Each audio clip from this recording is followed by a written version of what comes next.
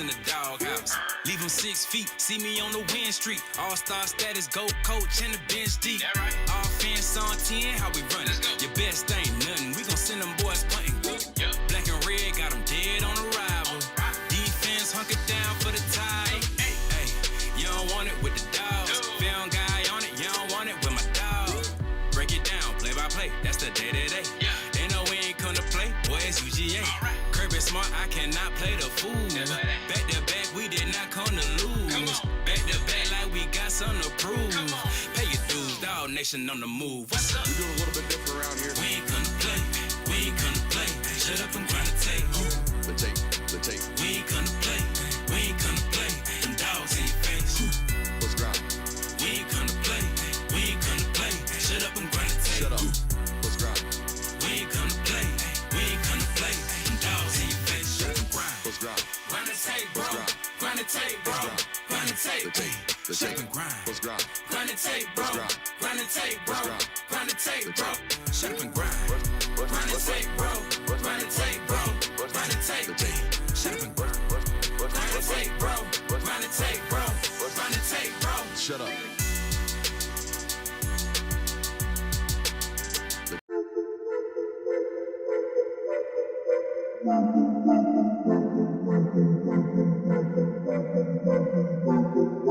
Welcome in, ladies and gentlemen, to MBR, or as we like to call it around here, Nothing But Rants, the show where I find topics that I'm oddly passionate about and I pontificate upon them. These are not hot takes, but rather takes that I'm hot about.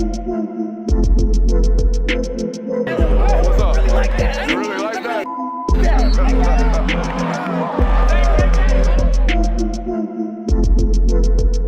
Let's shut up and grind some tape. What is up, ladies and gentlemen? Welcome in to the Film Guide Network on a fabulous Tuesday evening. Normally, I'm not going to lie to you, ladies and gentlemen. I come into this show with like 9 pages of notes. 9, 10, 12 pages. I mean, I got more notes coming into this football podcast than anybody else I feel like that does content.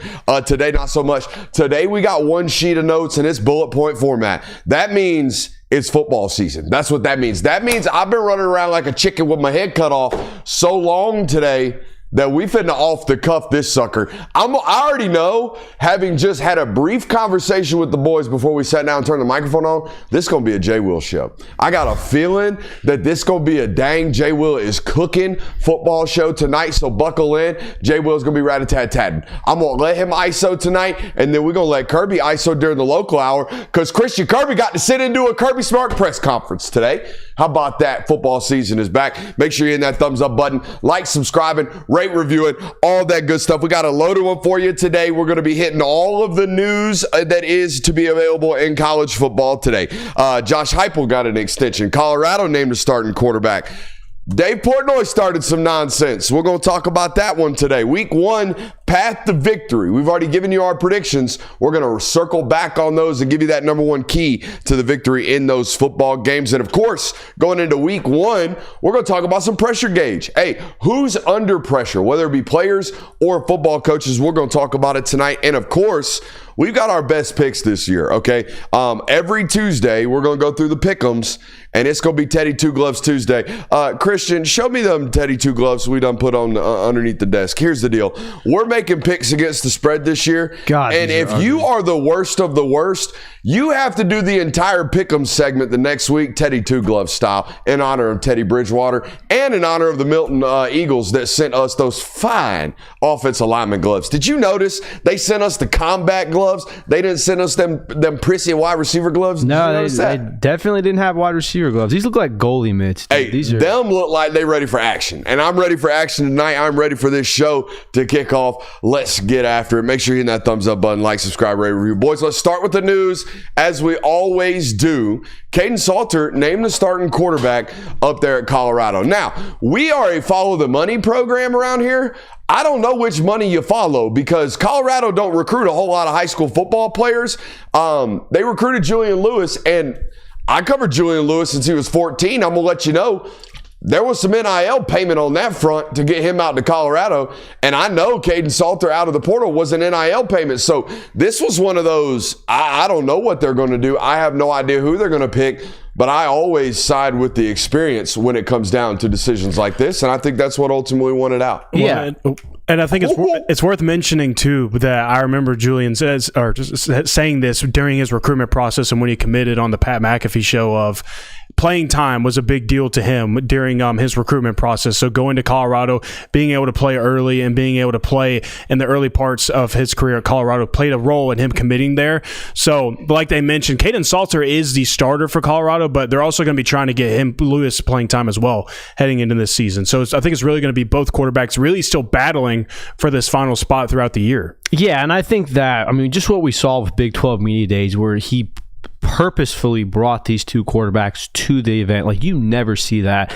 I feel like just because Caden Salter has been named the starting quarterback for week 1 against Georgia Tech, one, doesn't mean we aren't going to see Julian Lewis play some time here, and we might even see Julian Lewis start some games throughout the season. So I don't think this is the end-all, be-all like it has been for many other teams this year. I thought he went there to play.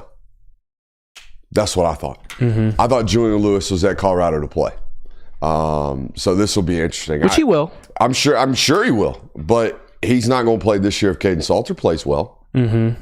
He's going to be sitting on the pine in Boulder, Colorado. Mm-hmm. I don't think that was the plan. I think if he wanted to sit on the pine somewhere, he'd be out there with Lincoln Riley. Well, I can't remember. That's my opinion there. And the Salter edition happened before or after his commitment? I can't quite remember. After. Very much so after. Interesting timeline of events there, too, of like, not saying that Deion Sanders was making false promises, but the timeline there of adding a transfer quarterback after you just brought in this true freshman stud. Hey, look, Boulder's a nice place. I don't mean to crap on Boulder. I'm just saying, like, he's sitting at Colorado. He's not sitting at USC. I think it's a little bit. I think there's a difference there. That's me personally. Now, what is the difference? One's in LA and one's USC with, Lincoln Riley. That's the play caller. So I think that's not that Pat Schumer is some slouch. I'm just saying. But we sit here and talk. We sat here and talked about it yesterday about how you can potentially scar a quarterback, and maybe this is in the best interest of Julian Lewis. Of hey, I don't know that our roster is ready for you to just go out there and start playing immediately. We're going to let this veteran guy who's on the verge of taking the next step in his career do it this year instead. And look, like we know Julian as a football player. We know what he is and what he isn't. Like, this isn't some Cam Newton-esque physical specimen. Like, this is a football player that's very akin to Carson Beck, in my opinion. He's a 6'1" Carson Beck. That is a football player that is going to win from the pocket, going to make excellent decisions, going to be deadly accurate, and is going to be a byproduct of those around him. So you're right. If the situation around the quarterback of Colorado is lesser than, then start the older guy. Let's not scar the young football player. Mm-hmm. Yeah, and I think like Chad, hold on. I want to stop those because Chad keeps talking about, this will just mean Juju by week 3. If Caden plays bad, there's a major if there, I think. Here's what my prediction is for this. I think you're going to get the 1-2 punch that you've seen before where we're going to give Caden Salter a drive, or maybe 2, or maybe 3. Because I'm with you. Well, I like both of them. I wholeheartedly why agree. Name him? I don't know. There's been a lot of things Deion Sanders has done throughout his coaching career that have been, quote, unorthodox. It's also worth mentioning, though, that you aren't going up against an FCS opponent this weekend. You're going up against Georgia Tech, a formidable Power 4 opponent. So we don't just have this luxury of playing both of these guys, experimenting with our quarterback spot, hoping that we kind of get some more answers. Now, you could do that. Maybe potentially that game goes that way for you. I don't think it does, though. And I think that at the end of the day, you got to win the football game, and it doesn't go against your conference record or anything like that, but you got to start the season right, and you got to make sure that you keep this thing floating in the direction that you want to. So this isn't we'll just trade off drives, whatever happens, we'll get our answers on both Salter and Lewis, then we'll make a decision again next week. Like, this is a big-time matchup for you, one of the bigger matchups for you this season. So you got to have a guy, I think, really in this matchup. Yeah, with that said, and I put this prediction out on my Twitter a few months ago, I think both of these quarterbacks attempt 125 passes by the end of the season. So Yeah. I don't think that this is Julian Lewis is definitely going to be sitting on the bench. I don't think this is definitely a Caden Salter's the starter for the game. I do agree with you, Jay. Well, it's probably not going to be as much of a 1-2 punch at this game, for instance, just because. But like you said, it's a really big matchup for Colorado. It's a really formidable Power 4 opponent. Go ahead and give the guy the experience a chance. And if it goes astray quickly, you've got a 5-star backup. Absolutely. All about parts around him. Yep. That's what it's always going to be with most quarterback positions, but especially out there. More news to continue here before we handle business on our front. How about Tennessee? Just being like, yep, we've seen enough. Josh Heupel through 2030. I thought this was a tremendous decision today. Now, the athletic director and he are very, very well connected. Like, it's very obvious. They both come from UCF. They've known each other for a very long time. But I thought this was a layup for this football program. Josh Heupel has provided a level of stability that program hadn't had since Philip Fulmer. It's the God's honest truth about Tennessee football. They were a 7.5 average win program from 1999, 2000 until Josh Heupel got there, and he's averaged 9 wins. You have to extend this guy. What I thought was interesting about this wasn't the decision to extend him. I think it was a great decision for Tennessee, almost a no-brainer for you to go ahead and make sure that guy's locked into Knoxville for the foreseeable future. But if you go on the team's website and read the little press release that they put out, I thought some of the additions that they put into this were very interesting. Just kind of like adding, Heupel took over a program that was 3-7 prior to his arrival and rebuilt its culture during a period of NCAA sanctions. Just kind of 100% true, but it just kind of reminding people of like, I think people forget, like I certainly do. If you're not a Tennessee fan, you probably forget that like we were laughing about McDonald's gift bags when this dude took over this job. Like they were in show cause order territory. They were in restrictions of recruiting territory. And what's he done since he's got there? He's recruited inside the top 12 on a perennial basis, and he's created a defense at Tennessee. Actually known for an offensive-minded football coach. Their defense that run the football. That's what they are at Tennessee right now. And I'm going to tell you right now, if you are a defense that run the football team, you're going to have perennial success in this conference, the one that we cover. If you can run the ball and play defense, you're going to win football games. Now, here's the thing I do want to point to about this hire, about this extension, right? Because there's a lot of people, especially once we get full data on into 2030, there's going to be a lot of people that say this guy's offense does not prepare you for the NFL.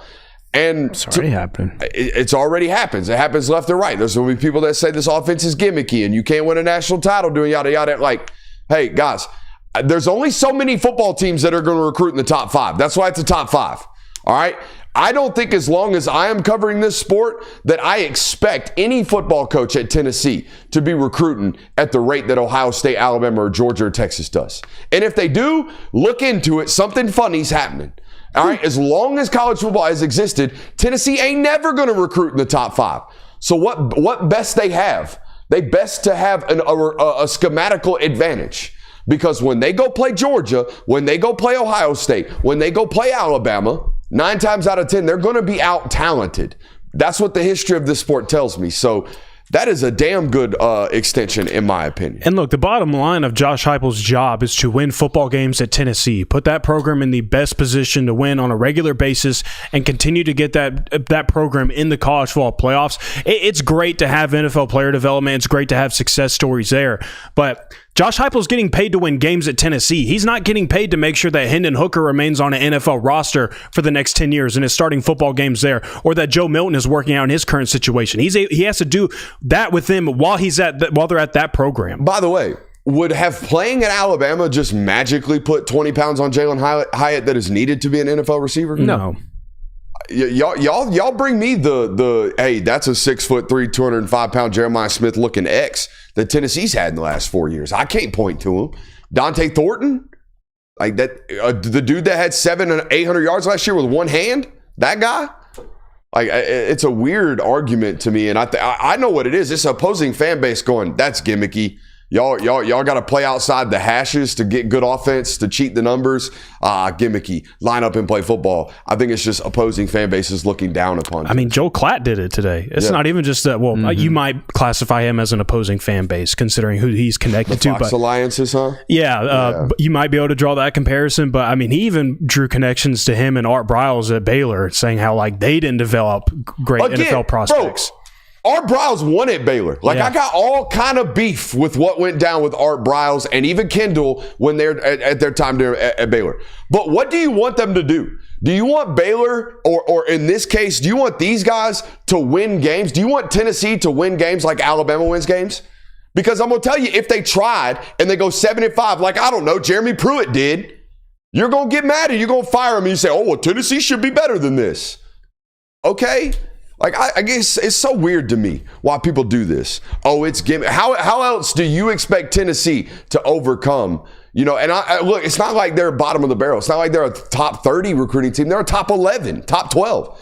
But there is a significant difference between a top 3 roster and facing them in December and having a top 12 roster. There's a significant difference. Yeah, I've always found it weird that we so frequently use what your players and what happens in the NFL is used to validate what you do as a coach at your program.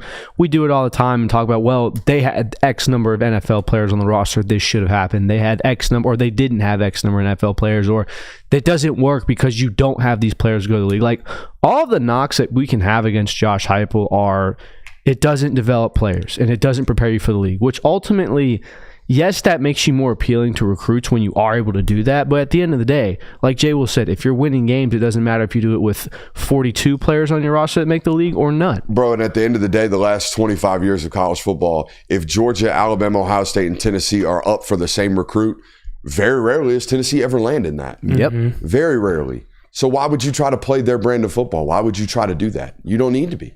You need to, all the way until 2030, you need to be leaning on the hype train. That's what you need to be doing, because I would. I mean, for the love of God. Again, the last guy that was a Saban clone that tried to play it old pro-style system, it was Jeremy Pruitt. You didn't like how that went. You know what I mean? You didn't like how that went at all. No, you did not. All right. So there's the news there. I think that's a good extension right there for those guys. I think it's time to take a breaker. Amen? Amen. It's time to take a breaker. You guys, you know how I am around here. Look, if you're going to be vicing, you best be vicing with quality. We talk about it every night now that our friends over at Lucy's have joined us. So let's take a collective breaker. I'm not even going to toss that one. We're going to toss the second one.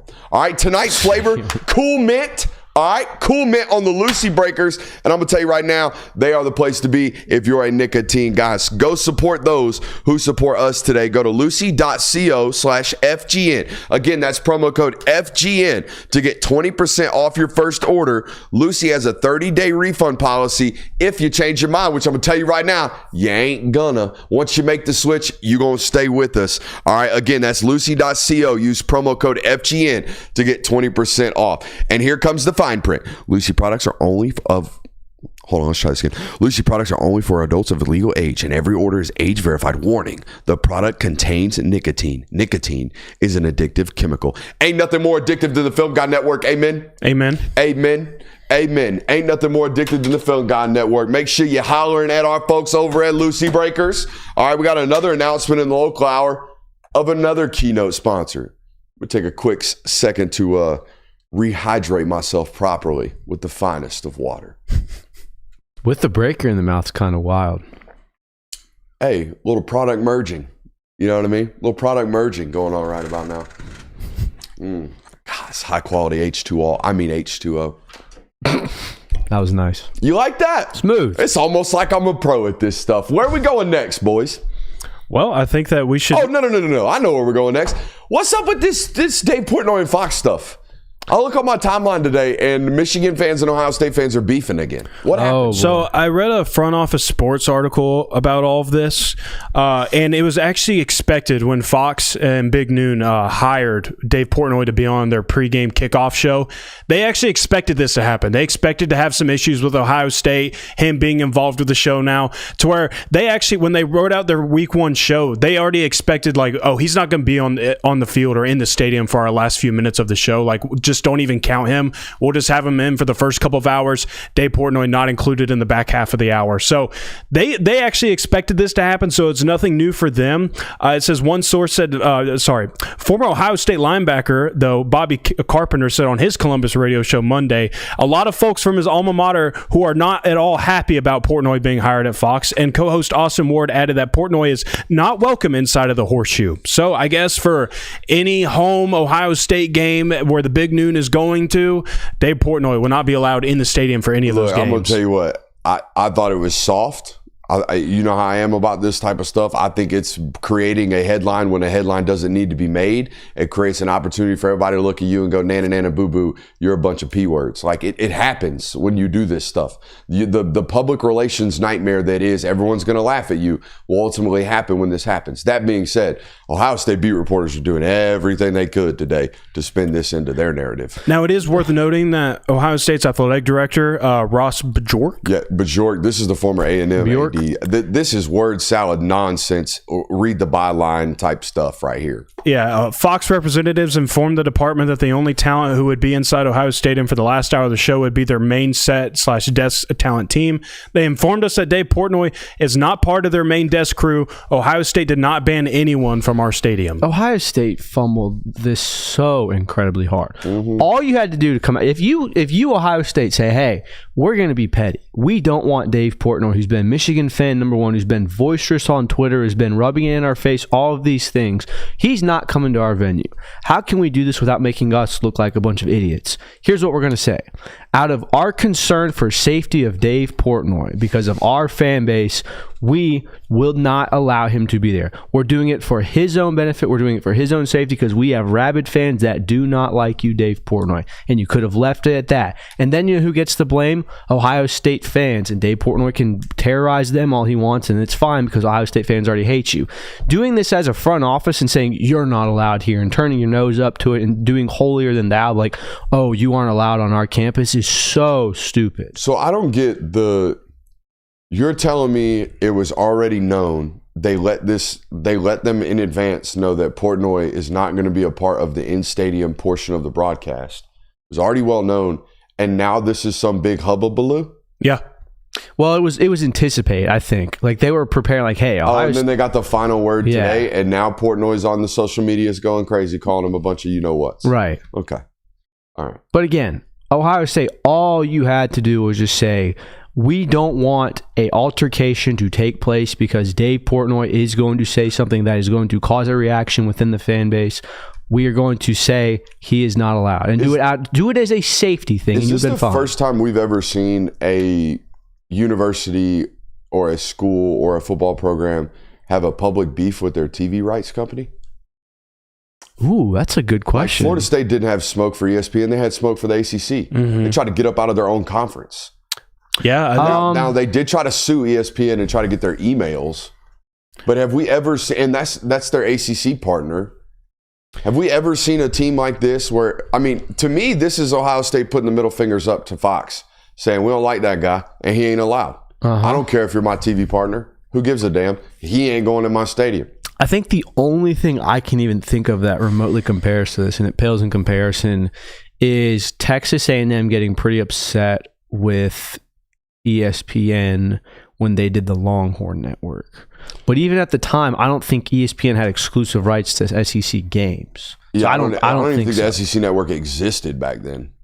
It was around when really? I think SEC Network was like a product of that. The Longhorn Network last like 2 seasons. It wasn't very long. It was not very fruitful. Yeah, that's the old, you think you can be Notre Dame, no you can't. Mm-hmm. That was the old message right there from the national college football audience. You know, they kind of got that whole Catholicism thing going for them up there in the Irish. Did that? Yeah, it kind of helps. So there's that. I don't have any more thoughts on the Portnoy stuff. What's up? It says the last debacle was Florida versus Utah and Yeah. millions of Spectrum fans.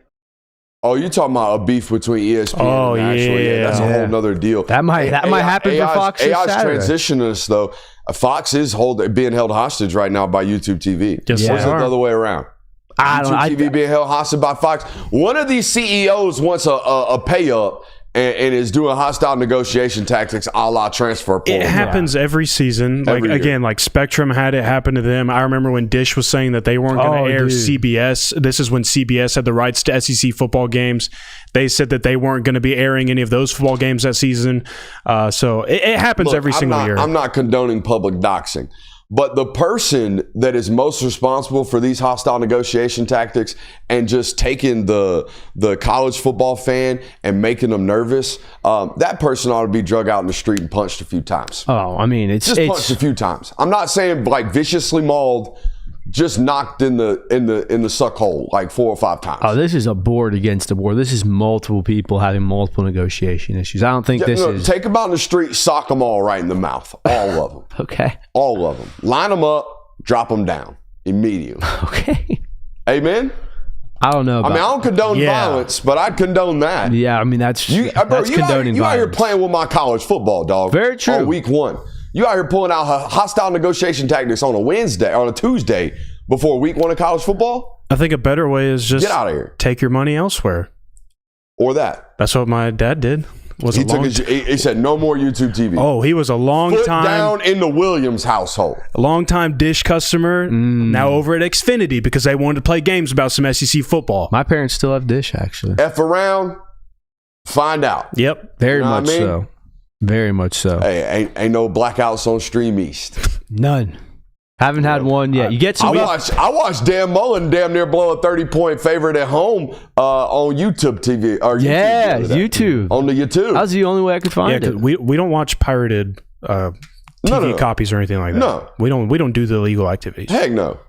It's not okay. No, never. This is hypothetical. This is hypothetical. Yeah. You know what ain't hypothetical? Them Super Chubs rolling in. Let's talk about them right now because they are absolutely flying tonight. No different than they were last night. First Super Chub of the night comes in from Brandon Malloy. Is he up on the board, boys?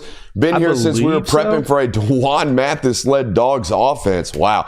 The hard work, care, and chemistry of all 3 of y'all put into and have each show is off the charts. Congrats on your future certified ball knower's son, Brooks. Stay ball curious. We love ball curious men around here. We love it. We love ball curious folks around this part. Shout out to Brandon Malloy. Is he on the board? Braden Malloy. Excuse me, Braden. Sounds familiar. I believe he is. But... All right, well, get to searching. Let's go on to Spanky099. Hey, gentlemen, love the show. I have 3 small ball knowers and another one on the way. Bro, you going for 4? God bless your soul. I have 2. I couldn't imagine 3. You going for 4? God bless your soul. They will all watch the best college football show on the net. How about them dogs? Good on you, Spanky. Just raising a whole gang of certified ball knowers. You might have a whole gang, a whole 11-on-11 squad. Yeah, bro's trying to build a basketball team. I mean, you could play Geesa football with half your team right there, man. That's good stuff. Demetrius with the $50 Super Chub says, been here since Mom's Basement. Love the show. This is Mom's Basement. So I think he's saying been here since the garage. And if you've been here since the garage, you've been here for about 3 years. It ain't been that long since I was out here doing this show by myself in a garage, sweating my you-know-what off. But thinking about how much we've changed in 3 years is pretty substantial. I mean, think how much we've changed in just the 2 years we've been doing this. Yeah. I mean, I feel like we are still learning how to do this show together. For sure. And it's booming. You know, learn every day. That. Make sure you hit that thumbs up button, like, subscribe, and rate, reviewing. Jonathan, you had some week 1 path to the victory stuff you wanted to circle back on from our week 1 predictions from Monday, correct? Yes. I thought it would be a good idea. You know, we keep talking about how this is the biggest week of college football, arguably like biggest week 1 ever, maybe, with the number of ranked matchups that we have. We've got multiple top 5 matchups or 1 top 5 matchup, like top 10 matchups. Like we have it all across the board. So I figured that I would take a few of these matchups and just kind of like lay out the path to victory for some of these matchups for both teams. teams. So, of course, we'll start with Ohio State versus Texas. For starters, you've already shown that you can beat this team without having to force feed Jeremiah Smith. So I think it's a good thing that we tell Julian Sayin going into his first start of his career, like, hey, you got all of your options available. We don't really just have to hone in on our top guy. As much as we want to use him and as much as we want to get him the football, it's not a requirement for us to go out there and beat them that way. We can do it with multiple guys. We have guys that we trust in this offense, and we've got multiple weapons. Let's make sure that we use them and not force things into danger if it doesn't present itself. The second one, you had 4 sacks and 9 tackles for loss in this last matchup. I think you need to kind of replicate that again. I've kind of mentioned how you need some disruptors on the defensive line in this matchup, especially considering how their run game goes, and really just kind of making a guy like Arch Manning not necessarily panic a little bit, but don't let him get comfortable and operate from within the pocket. We've seen how dangerous a Manning is when they can just sit there, read the field as long as they want to, and make their decisions in themselves. So kind of just make life a little uncomfortable for them and really shut down that run game if it's at all possible. And then kind of going into the receiving matchup as well in this, like Texas's running backs led the team in receptions in this game last time. They had, I believe, it's 6 receptions and 5 receptions. Those were the leading receivers for Texas. So find a way that you can make that happen again. Like you kind of nullified their wide receiver options, and that really also nullified the explosives that Texas was able to create. I mean, a Steve Sarkisian offense, and you're making it to where you're checking the ball down on a regular basis, and you're saying your running backs are your best receiving options today. It'd be great if you could find a way to replicate that. And then the final note I have on this, don't let the explosives come from the run game for Texas. Texas was 11th in the country last year for 20-plus yard run plays last season. They didn't have a single one against you last time. Not a single rushing explosive in the playoff matchup. Got to replicate that again. So just kind of recapping all of that, it really starts with the run game, like the run defense that you have against them. I want to circle back on both of these football teams to something you didn't mention about Ohio State. I thought, going back and rewatching the Cotton Bowl from last year, I thought several plays were massive for Ohio State on scoring drives. One was a simple end around out of 21 personnel. Quinshon Judkins damn near kills Andrew Makuba. Do y'all remember this? Yes. All right, that was a 14-yard chunk play on the ground. We know Ohio State's going to create chunk plays through the air by nature of their offense, right? It's about moving the chains with chunk plays on the ground and creating the big momentum plays that way that are nice and easy. The quarterback doesn't have to be involved. I thought that play was huge for them. I thought Quinshon Judkins' first touchdown run, he gets hit 2 yards in the backfield, makes things happen, ends up in the box for a 12-yard gain and a touchdown to start the football game. You got to have that. I promise you, James Peoples going to get hit in the backfield on Saturday. Quinshon Judkins turned those into positive yardage, plays last year. That was paramount. Obviously, everybody knows about the screen pass right before the half. That's Travion Henderson. Like, the biggest plays in that football game, in my opinion, offensively last year, were made by the running backs from Ohio State. So James Peoples, big shoes to fill. Let's go. Step up. Game 1. Got to have it. Yeah, and to piggyback off of that a little bit, I think Texas made way too many mistakes in this game, and that's going to be a point of emphasis for Texas. You like we just talked about, you kind of got put in a box offensively. You kind of got shut down from a Steve Sarkisian offensive standpoint. Quinn Ewers couldn't do much. For God's sakes, your running backs were the leading wide receivers in this game. That said, you're a Travion Henderson screen pass and a Jack Sawyer scoop and score away from being able to win that game going into the goal line. And I think for Texas, that's something you got to avoid, especially with a third-time starter in Arch Manning, right? If you go back and watch the tape of his starts and his time playing last year, there were football teams that could, shock him a little bit with whether it be simulated pressures or whether it be pressures from sets that they hadn't shown on tape before, right? Exotics, something like that. First-time starters and third-time starters are going to have these types of mistakes. So for Texas, I think the major key here, guys, is I don't ever worry about having to encourage Arch Manning to make plays. I think if anything, we're going to have to pull the reins on him. I think you have to worry about, if you're a Texas fan, one of these shock plays, a blitzer that he doesn't necessarily pick up, a protection that's not necessarily clean, turning into a tragic mistake, right? Turning into an interceptable ball or a moment where, you guys are vulnerable to turning it over. That could be a problem. Yeah, and for all purposes, I know he started 2 games last year. I know he had experience. This is Arch Manning's first start.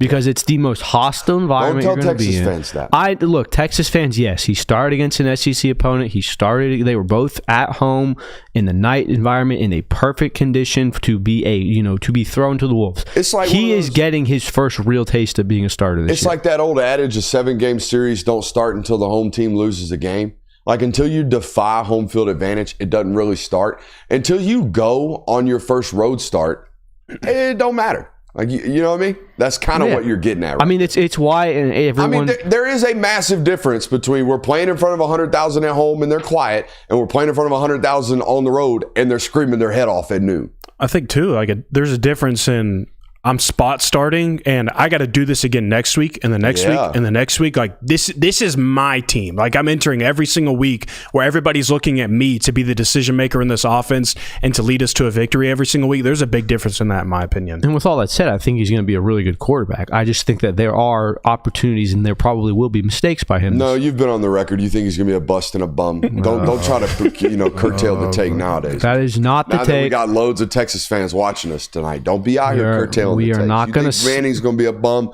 then it's okay. We're not going to slander each other on the show. I never said Arch Manning was a bum. I said I think that the media is trying to do too much to make him. What matchup you got for me? Oh, I didn't even get to Texas yet. Oh, my bad. Come on. I didn't get to pave Texas Longhorns. Yeah, keys. man, I didn't get to pave the way for the Longhorns yet. First off, take advantage of going up against a first-time starter. Like I know that people had a lot of things to say about Quinn Ewers and how he played the position last year, and we had our fair share as well. We didn't think that he really elevated that offense very much last year and had quite a few misses on tape last year as well.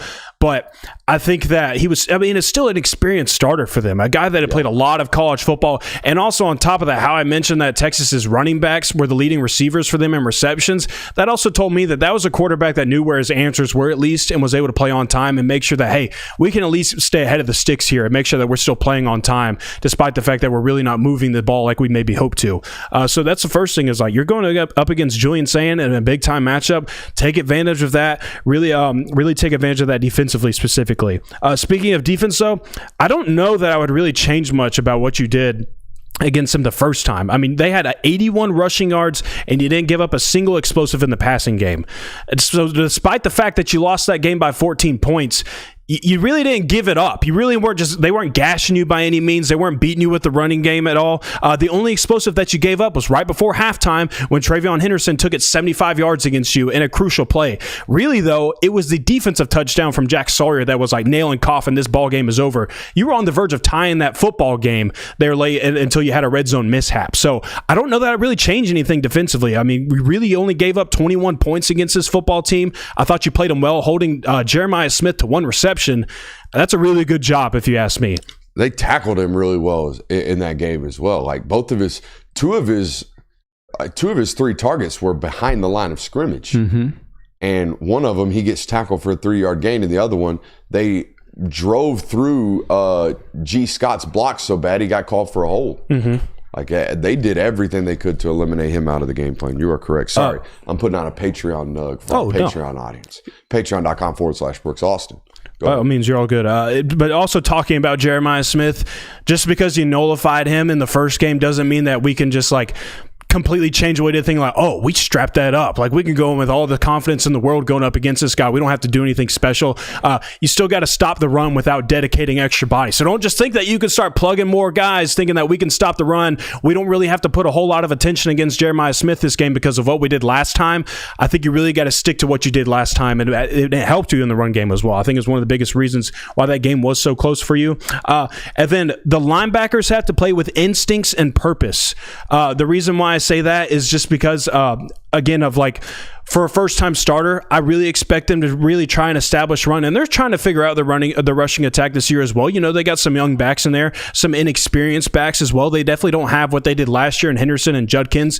So if you can have your linebackers play again with purpose and instincts and nullify that and kind of put it on the shoulders of Julian Sand, you're going to be in a great spot in this football game. Yeah, I think the advantage is going to go to whichever team can realize what is different about last year's game and be able to make those adjustments accordingly. Because I think you're absolutely right. If both teams come in with the mentality of, hey, what we did worked and we were able to win that game, it was just the moments that we either won or lost that caused us the game, I don't think you're going to have success in that. I think both teams are going to do a very much feeling out process throughout, especially with quarterbacks making their first starts for all intents and purposes. But I do think that the team that makes the advantages or takes advantage of making adjustments most will win this game. Make sure you're liking the stream. I got a question for both you guys and the chat. Bigger drop-off at coordinator, Jim Knowles to Matt Patricia or Chip Kelly to Brian Hartline? I'd probably say the Chip Kelly one. I'd go Chip Kelly as well. I mean, like, the way that now, again, was that Chip Kelly or was that you had probably one of the best backfields in college football To last me, season? it was Chip. To me, and look, Ohio State fans, if you're listening today, you tell me how your beat reporters have relayed this information to you. But my interpretation of what went down at Ohio State last year and why Jim Knowles is no longer there is because he got micromanaged by Ryan Day so much that he got ran out of town, that he didn't want to be there no more. That after a national title, he went searching for other jobs. All right. And look, that sounds like a negative. That sounds like I'm crapping on Ryan Day. That's ideal. In my opinion, that's why, part of the reason why they went on to win a national title. Because the head coach ain't sitting there worrying about the call on 2nd and 7. He can actually be a football coach. He can be a head football coach, not a play caller. All right, he's not sitting there with the Waffle House card in the game's most pivotal moments. By the way, I think they lost the game in the Peach Bowl 2 years prior to Georgia in the margins. I thought Kirby Smart outcoached him in that football game. They did not outplay them. Yeah, they missed a field goal wide left, but the biggest call in that game is a timeout by Kirby Smart on 4th down when Ohio State's trying to run a fake punt. The other guy outmanaged you, all right? And this happens to everybody, but it happens to fewer of the guys that aren't calling their own plays. So I thought last year was a tremendous example of, oh, he's freed up. He's freed up to go out and be a head football coach, not be a play caller masquerading as a head football coach. And I don't worry about this football game, but I do worry about midway through the third quarter. I do, honestly. Like if Brian Hartline has got 7 points on the board midway through the third quarter, don't you think Ryan Day's going to be paying a whole hell of a lot more attention to what's going on in the headset than he is what's going on the sideline? And doesn't that matter? In our opinion, on this show, on this network, we believe that matters. And it does concern me here. Mm-hmm. Yeah, it's a totally valid concern. And I think that it's going to be very, very interesting to see how Ohio State handles this play calling and how this offense jumps out. So it's an added stressor for Ryan Day for sure if you have to take over those play calling abilities. And look, we've seen Brian Hartline as an OC before, and Ryan Day took back over the job. So it's a very real possibility that at some point in this game, Ryan Day goes, you know what? I'm going to start calling the plays. This isn't going well. I guess the good thing, though, for Ohio State and like the history under Ryan Day is that he's had success with first-year guys transferring into their program. Justin Fields had success with that program, and then Will Howard, most recently, just won you a national title. So I think that maybe eases some of the concern of knowing that a guy can walk into this program, and in that first year, he can understand the offense enough to where we can still be successful. I think that's got to be a good feeling for you, knowing the history there. Yeah, definitely. All right, what else you got for me? All right, we got LSU Clemson. I dug in the weeds a little bit on this one. I dug into the stats. Digging in the weeds, huh? I did. So for the first one I have, this is for LSU, paving the way for you to win here. Have to be in winnable situations on third down. That kind of sounds like no duh. We got to be in good spots on third down. Anybody that's living in third and long in a football game, likely not a recipe for success for you to win that game. But Garrett Nussmeier had the 4th most passing attempts in the country on third down with 7 or more yards to go last year. You were in third and long a lot last year, and I think that kind of showed up in the win column for you last year as well. But granted, you were the 6th best team in the country for third down conversion rate, but I just wouldn't bank on that being replicated this year. I don't want Garrett Nussmeier, like every single drive we have, like, all right, you got to go win on third and long 2 times if we want to score a touchdown here. Got to be in winnable situations there. It is the absolute major key to LSU football this year. I said it the other night, or maybe it was Sunday. I think if you keep Garrett Nussmeier upright, he's going to win the Heisman. That's what I think. I think he's the best pure passer in the sport this year if they can just keep him upright. But I don't know if they're going to keep him upright. Definitely not this weekend. Mm-hmm. I believe in that Clemson front. I know they gave up a whole bunch of rushing yardage to South Carolina. I know they gave up a whole bunch of rushing yardage last year in pivotal football games, but they got dudes, and they fired their defensive coordinator. I mean, how many times has Dabo Swinney been like, no, we're going to take portals, and we're going to get a new defensive coordinator that everybody loves. I don't think there's a negative thing once said ever in the history of Tom Allen's career. Mm-hmm. For sure. And to add on to that, that starts with being able to run the football. Whoa. I will not take these slanderous comments. Brooks got like 5 Heisman contenders. No, I've connected 2 people to it. Lenore Sellers, Garrett Nussmeier.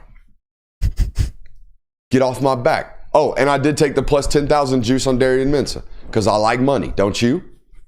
Sorry. But going back to that third down note, that also starts with running the football and being successful on first down. LSU on first down running the football last year ranked 97th in the country. They averaged 4.36 yards per carry on first down. Got to be more efficient there, and that's something that we've talked about a lot with LSU. One of the things that we think might be holding that offense back a little bit is you just haven't had a reliable run game. So that certainly contributes to that in this football game. Like if we want to be in winnable situations on third down, we got to be successful establishing the run, especially on those early downs. The explosive rate on defense has to be cut down. Again, something that we talked about a lot with that secondary. Feels like they just give up tons and tons of explosives. They finished 80th in the country last year for 20-plus yard plays allowed. So you got to cut back on those. And especially like a veteran guy like Cade Klubnik. I know we've talked about how it seems like maybe Clemson takes a little too long to find the winnable plays and to take some deep shots. But I think that going into another year, Cade Klubnik being even more comfortable in his position, I think that you really got to cut back on those. Play everything in front of you. Then the last note that I have on the Tigers was second to last in the SEC last year for turnovers forced on defense. Yeah. So as exotic as Blake Baker is, and as crazy as things are for that defense, was not forcing a lot of turnovers last year. But can we force those turnovers without having to be super exotic, Blake Baker? Like, can we find a way to where we play some somewhat normal defense and still create some havoc defensively? I wonder about Clemson. Is Clemson going to play their brand of football? Or are they going to come out like they did last year and squat on it against Georgia and then take 3 quarters to be aggressive against Texas? It was very weird to watch them play last year against teams that they thought, at least, all right, here's my, and Clemson fans, don't get mad at me. Dabo, if you're listening, go ahead, get mad at me. But I think this is the truth about what you did last year, at least what I saw on tape. I saw a football team last year before the season that averaged 77 snaps a game or something like that. They took more snaps in 2023 than any college football offense in the sport. And then they show up against Georgia and they're huddling. They take 55 snaps in the football game. Defensively, they are a hunch your butt unit. That's what they do. They get downhill. They play aggressive. They blitz. They exotic. I turn on the tape against Georgia, and they're playing soft cover 3 zone the entire football game. Mm-hmm. Like, corners backed off at 9 yards. It's like not Clemson football. At least not what I think is Clemson football. And when I turn that on, if I were a football player sitting in meetings, and on Monday when we got LSU in town, all of a sudden we're going to play slow? All of a sudden we're going to play cautious? What is that? That's my thing about Clemson. Are you going to come out and play Clemson football? Because if you are, I'm picking you to win. That's what I am picking you to win. I think your defensive line is that good, but you got to play your brand of football, not this, what's our best chance of winning today? We're outmatched type of game plan. That was weird to me last year. Mm-hmm. Yeah, especially coming from a team that traditionally runs, man, hey, your guys are going to have to beat our guys. It was very interesting to see them come out and run a lot of zone against these SEC teams. I do think, however, that Clemson has the opportunity to wreak that havoc still playing in zone because that defensive line is so good. I do think, though, at the end of the day, that LSU will have the ability to find the right answer in Garrett Nussmeier, even if he is getting under pressure a lot. I'm trusting and just buying the fact that this LSU running offense can do a little bit better than it did last year. And that's where I think the difference will be in this game. Well, since we're moving on to Clemson, it's great that you brought up that point, Kirby, because Clemson's problem last year against SEC opponents was you could not stop the run. That was your biggest issue, in my opinion. Georgia averaged 6.3 yards per carry against you. Texas averaged 6.1 yards per carry against you. Over 200 total rushing yards for Texas in that football game. South Carolina, 6.4. They were atrocious themselves and leaky on the defensive side. Yeah. It's a, and you can attest to this more than anyone, it's a team speed issue. Your defense can stop a lot of these ACC offenses, but when Texas starts running wide zone and Georgia has the ability to go up the middle with a guy like Nate Frazier that you haven't seen, and even South Carolina with a guy like Lenore Sellers, I mean, as great as the 3rd and 16 play is, no guy should be able to run horizontally for 7 yards and not get touched by defense. Jonathan, do me a favor in the middle of the segment. Check their explosive run data. because obviously their yards per carry is atrocious against these SEC teams. But what Kirby's talking about would show up in the explosive metrics, right? If they're a slow football team, they don't just give up 7-yard runs. They give up 17-yard runs, 25-yard runs, 40-yard runs, 50-yard runs. You're smiling, which means the stats just confirm my football theory. What do we got? 123rd in the country for 20-plus yard rushing plays last season. It's a team speed issue. That's what I'm telling you. Y'all just watched something that I swear to you, will only happen on this network. A football observation will only be stumbled upon that glorious on this network. I truly believe that. I mean, my God, we just walked right into that. Mm-hmm. Continuing, though, about some of the defensive issues, in my opinion, that Clemson had last year, as good as they were and as good as we believe they're going to be this year, they were pretty porous on first down, too. Clemson finished 102nd in the country last year for rushing yards allowed on first down and 96th in the country for passing yards allowed as well. So giving it up on first down, not going to help you in getting off the field, especially when facing a team like LSU, when I just told you, like, they have no fear in chucking it and giving it and putting it on the shoulders of Garrett Nussmeier. So finishing 96 for passing yards allowed on first down, this LSU offense, if you're allowing them to do that, they're just going to stay chugging along in this one. Then the final note that I have is about Cade Klubnik. Needs to play on time because Blake Baker is going to throw the kitchen sink at you, or at least has shown in the past. I can't wait to turn it on Saturday, Sunday afternoon going, watching the film going, what the hell is Blake Baker doing out here today? Is LSU running a 2-5 defense right now? Honest to God, it's like he takes acid and just like... I found it, Nirvana. Football Nirvana. Here it is. One guy on the ball, 10 guys spread across the field. We're going to run it. Install it today. Let's do it. As a matter of fact, run it on 1st and 10. Coach, I know they gave us 11 players, but what if we did it with 9? Just a crazy thought.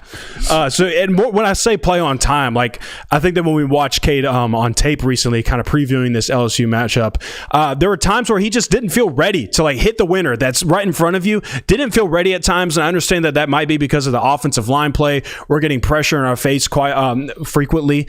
So I know that plays a role in this, but I think at this point in our career, we just have to be comfortable in taking what the offense gives you, taking what the defense gives you, and again, playing on time. Like, bro's in the chat thinking he's joking. Is LSU running a 1-3-7 defense? That happened against Arkansas. They did that. On 3rd and 12. And guess what Taylor Green did? Oh, there's one guy in the box with 3 linebackers. I'm going to run the ball for a 17-yard scramble, first down. All right. Like, we're joking, but that's real. Mm-hmm. That happened. Yeah. Yeah, it's so real. I honestly hope it continues because those film studies are just like, this is just so new and like I don't even know what to think. It's entertaining football for sure. No doubt. All right, moving into the final matchup, but we got Miami versus Notre Dame. I'll start with Miami first. You got to match the discipline that Notre Dame plays with. I think that we saw that this is what happened to Georgia in the Sugar Bowl. Like I don't think really anybody would say that Notre Dame just straight up outplayed Georgia, but Notre Dame was certainly more disciplined than they were. And I think that was the case in a lot of their football games last year of like, they're going to be the most disciplined football team unless you match them. So I think that Miami has to do that in this week 1 matchup. You don't need to shut down Jeremiah Love and Jadarian Price, but you can't let them get off the consistent 20-plus yard rippers. They finished 8th in the country last year for 20-plus yard rushing plays. Cannot just be giving up explosives in the run game because Jeremiah Love won't just take it for 25. He'll take it for 75. That's all safety play, by the way. Like, if you watch Notre Dame tape, and I know Shane like talked about it in that clip, but like 9 times out of 10 when you play Notre Dame, when the +1 defender arrives, it's going to be the box safety. And he's going to be at 9 or 10 yards. And you're going to have to step on the toes and tackle Jeremiah Love or Jadarian Perkins. And it ain't good news for most football teams. All right, so those runs you're talking about, man, like stopping the explosives, it's tackle the guy at 12 so he doesn't get 75. That's what it is against Notre Dame. And most of the time it's 75. Mm-hmm. And that's what really, really hurts. I do think that football game 17-14 with 2 possessions that were scored from Notre Dame off Jeremiah Love explosives. Mm-hmm. Like, they're going to win tight football games this year that way, I think. This might be the favorite stat that I pulled out of all these games that I broke down. Get off the field in the 4th quarter, Miami. You have to do it because this team will literally death march you into a win. They averaged over 4 yards per carry in the 4th quarter last year. In other words, when you know what they're about to do, when you know Notre Dame is up against you and they have a lead in the 4th quarter, what's up? No, I'm mystified that you have the per quarter stats on this. Oh, yeah. Film Guy turned Stats Guy Network? 4+ yards per carry in the fourth quarter. So Wow. when you know Jeremiah Love is getting the ball, you better get him off the field because they will drain the clock in the fourth quarter. So you got to get up off the field there. Then the final note I have for Miami, you need 2023 third down Carson Beck back because last year you led the nation in third down conversion rate over 50%. Carson Beck did that in his first year at Georgia. If you can bring back that type of success this season, you're going to be in good shape. For Notre Dame, attack the launch point. Take advantage of Miami not having Cam Ward back there, a guy that can just run around, make all kinds of plays, and create himself. Carson Beck is he's not unathletic by any means, but he's a guy that's going to stand there in the pocket. That's where he wants to be. That's where he's comfortable. That's where he wants to operate. Take advantage of that. You know where he's going to be throwing the football. Attack the launch point. The second note I have. That guy's been listening in film studies right there. That guy, where else do you get manipulate the launch point? Like a proud dad moment right here, watching you talk ball. I appreciate that. Come on, talk some more ball at me. Give Jeremiah Love all of the work that you can. I've been kind of begging for this because maybe I just want to see it. Maybe I just want to see what a 25 attempt game from Jeremiah Love looks like. But lean on your superstar, Notre Dame. Like, do it. You got a young quarterback. Why not give Jeremiah Love the most chances with the ball in his hands in this football game? Like, why would you not do it? Yeah, and correct me if I'm wrong. CJ Carr is not exactly a running option at the quarterback position. No, I mean he's a serviceable athlete. Honestly, honest to God, two similar quarterback prospects on both sides of the ball. So I would honestly say that the fact that you don't have Riley Leonard as a running option this year, and it's not like Riley Leonard was averaging 20 carries a game, but he certainly was digging into what Jeremiah Love got last year. I think the fact that A, you're going to have a new quarterback that's not experienced, that doesn't have any starts, and B, he's not exactly someone's going to use his legs. You are going to see a much healthier dose of Jeremiah Love in this game. Let me ask you a question about continuing this discussion topic, right? They got Miami this weekend. And then they have 13 days off before they go to Texas or before they host Texas A&M. So you have a bye week built in after this. If you want to give Jeremiah Love a career high totes, which any guesses what a career high in amount of totes would be for Jeremiah Love? 17. I believe I looked it up. Good guess. It's 16. His career high is 17. A new career high would be 18 totes. That's like a first half for Derrick Henry. You know? So like That's a first drive, not in high school. But. That's two drives in the SEC championship game for Derrick Henry. Like we got to get my man some more totes in football games. No doubt. What else you got for me? I got 2 more points. Got to keep the red zone standard. Finished 19th in the country for touchdown percentage in the red zone at 72% last season. I bring that up, though, because Miami's defense was really good in the red zone as well. 20th last season for the amount of for scoring percentage in the red zone for their opponents. So when you get down there, when you take those long drives, when you get that death march in the fourth quarter, let's make sure that we're walking away with a touchdown. And then the final note, be the aggressor in this football game. It kind of sounds weird to say that when I just mentioned that you have a young quarterback, but I think that kind of plays to your advantage here, especially defensively. It's got a very interesting chart sent to me from a scouting department in the SEC. It appears to me they have tracked all of the 5 stars dating back to 2016. Wow. I'm going to have to go look and see what I can find on this. We love that. Pretty high hit rates, to be honest with you. Interesting. Yeah. Going back to the Miami game, I think another emphasis that is extremely important for this team, for Miami to win this game, is make Carson Beck comfortable. It felt like last year, and it kind of went iconic for it. Cam Ward looked almost too comfortable in the pocket, where it's like this guy's flat-footed just standing around. It was almost annoying in some ways, like the way that people watched it. It's like this guy's, he's too nonchalant in the pocket. I think that's just a sense of comfort that you have. If Carson Beck, we've said it as numerous times, whether it's man coverage, whether it's zone coverage, if Carson Beck has time to assess what is going on and diagnose what your defense is doing, he will dot you up. So I think protecting Carson Beck and keeping him comfortable, because we saw the adverse of that last year, where he feels like he has to do Superman, where he feels like he has to do too much. It doesn't go well. So if Carson Beck stays comfortable, Miami's offense is going to be in very good shape. Well, and it sounds like that they think they're going to have the offensive line to provide that for him. That's one of the bigger talking points going into the season for Miami, is that they have NFL prospects at the offensive line. So if that does come to fruition this season for them, that certainly plays a huge advantage into who you have at quarterback. For sure. A lot of games this week, a lot of pressure going on for a lot of teams. Oh, pressure gauge. What do you know what I did for the pressure gauge segment, Kirby? Did you do a OLI with the top 5? I did not. I brought you a top 5. No OLI though. Good, all right. Good. No outside looking in here. It's a tight top 5. All right. Let's hear it. All right. Number 5. Kentucky, and you ought to know why. There's one reason why Kentucky. Because them Rockets in town, baby. Them Rockets in town. Thank you. The Toledo Rockets, Tucker Gleason, and them boys are. I think this one. No, it is at Kentucky. Toledo and them boys are coming into town this Saturday. Upset alert. All right, I'm just saying. That is an upset alert. I'm just saying. Aren't they like? It's like 2 7-point favorite. I think it's less. I think it's like 4. 4.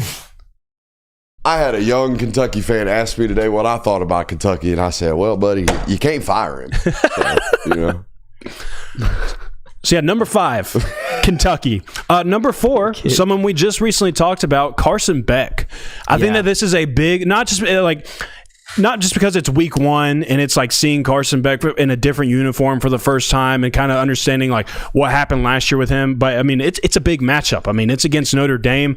So there's a lot of pressure on how you perform this week because there's a lot of people that have been saying some not so nice things about you, and not that he cares about any of that, but just kind of making sure that in week 1, we get this thing right back on track to what we were hoping it would be, and saying like, hey, last season does not showcase what I am as a prospect. That is not who I am as a quarterback. I mean, I'll double down on that. This entire season is going to be high pressure for Carson Beck because if you have one bad game or one multiple turnover game, NFL scouts, analysts, all the people are like, I'm not buying this. I'm not into it. He's still, there's still too much here for us to say. He's been in the college football for 6 years and he's still making these mistakes. I'm out. Like, this year will determine whether or not you're a first-round pick or you're going in the 3rd round. I got one for you. It's priority on your list. Where's Mike Norvell on this top 5? Mike Norvell ain't on this list. Mike Norvell need to be on this top 5. If Mike Norvell gets just absolute donkey slapped on national television this weekend, that is not good news. I'll do you one better. If Thomas Castellanos doesn't turn in the game of his life after all the sound bites that you've been giving out, dude, you are going to be dragged through the mud. Something tells me though that a guy like that, a guy that is willing to say those things, water just off doesn't a care. Duck's back. Just doesn't care. Yeah, like doesn't care about any of the ridicule that he'll receive after True. that. Number 3 had to be on the list. Hugh Freeze. I think it's even more dangerous that you're the favorite now in this football game because at first it was Baylor, so then at least you could point and say like, well, we weren't even favored in this one. We anyways. should have lost. No, but yeah, we should have lost according to the odds. Vegas wasn't even giving us a chance. Now you're the favorite going into Baylor. And people don't really know what to do with you this season. Some people say you might be pushing a playoff spot. Some people might be saying you're going 7-5 this year. Hugh Freeze says you got to win a bowl game or go to a bowl game this year. There's a lot of pressure going into this week 1 matchup. Hey, good news is some people might not be able to even see it because Fox might not be able to broadcast this game on Friday night. Yeah. So that's good news. I mean, if you're an Auburn fan, even better news, you won't have to listen to Robert Griffin III. Ah, yes. Which they were really up in arms about that. Hey, say what you want about Robert Griffin. Say what you want about his take. Say what you want about his I'm a clickbait rager, all that good stuff. I like him as a color analyst. Yeah, he's good. I like him as a color guy calling games. He's fun. Yeah. He's energetic. He makes me giggle every once in a while. Mm-hmm. Now, sometimes he's trying a little bit too hard, but hey, I mean, I've been accused of that myself. Rather have a guy in the booth that's trying than a guy that's just in there mailing it in. Jay, well, I'll do you one better on this Auburn thing. Hugh Freeze can't just win in this game because the Auburn fan base expects this will be a Auburn walks in, SEC's their way to a 2-score victory. If you walk out of here with a 23-20 win, or it's a 1-score game, or you don't look controlling, Auburn fans are already going to be mad at you. So there's a lot of pressure for Hugh Freeze here. Number 1 and number 2, you knew they had to be on this list, but number 2, Brian Kelly. We know the deal with week 1 matchups. We know the deal with you ain't won a single one yet in week 1. This is a big one, perhaps the biggest one that you had in week 1. It'd be real nice if you could just go ahead and clear the air on that one and say, like, finally got ourselves one, boys. Got a dub in week 1. We are 1-0 for the first time in my life at LSU. And then number 1, it's Arch Manning. Like, how could it not be? Just the name itself, what people have said about him going into this season, despite the fact that he's doing everything that he can to say, please simmer down, please stop saying I'm a Heisman favorite going into this year. I haven't done anything. People ain't going to listen to that. People on social media do not care about what he has to say about that. People are going to watch that game. And he's super so likable. But people are going to watch this game and they're going to make a decision about you the rest of your career. This game is going to dictate people's opinion on you for the rest of eternity, no matter what you do for the last 11 games of the season. There's a lot of pressure going into week 1. Yeah, but again, I said this hard. If Arch Manning doesn't even turn in a good game, like he throws for less than 200 yards, has a touchdown, 2 interceptions, this is what you're going to see.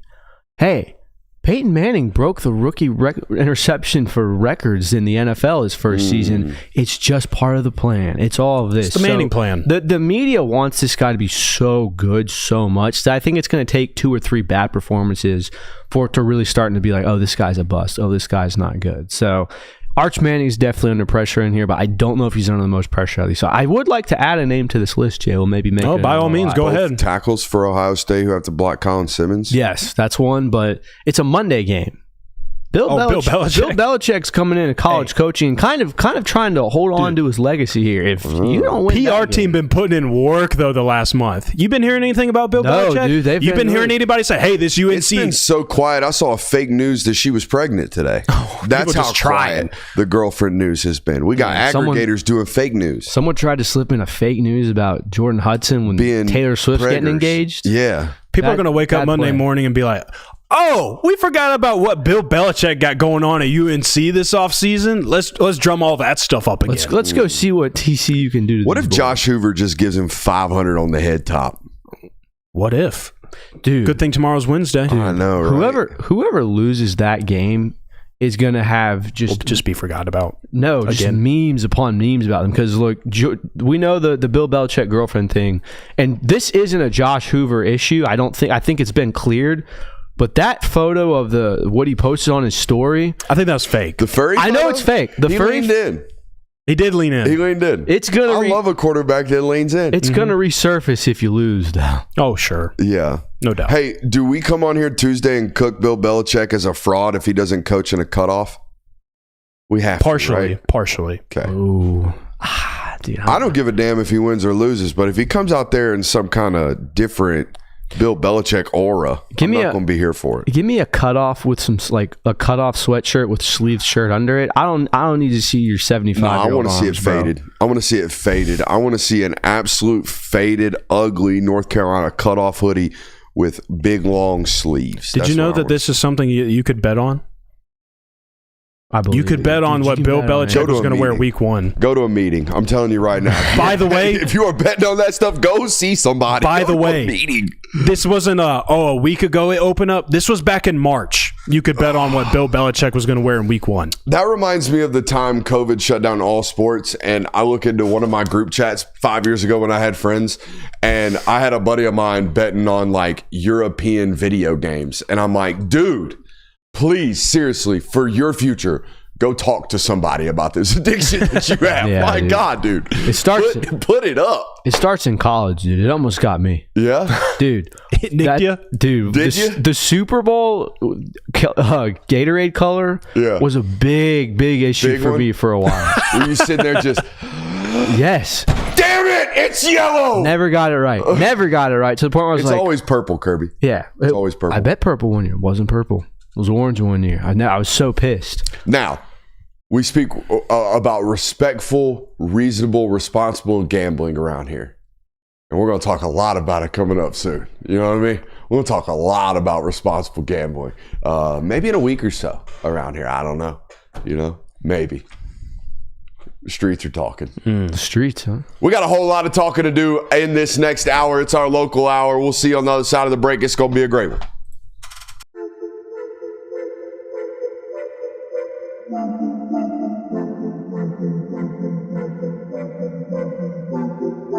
Welcome into Talk the Dog, the show where we find a bone to pick and a take to give. These are not hot takes. These is dog takes. Can I talk that dog?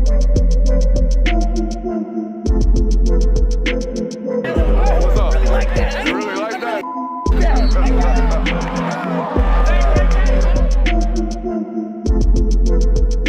Let's shut up and grind some tape. Wasn't even. We are back.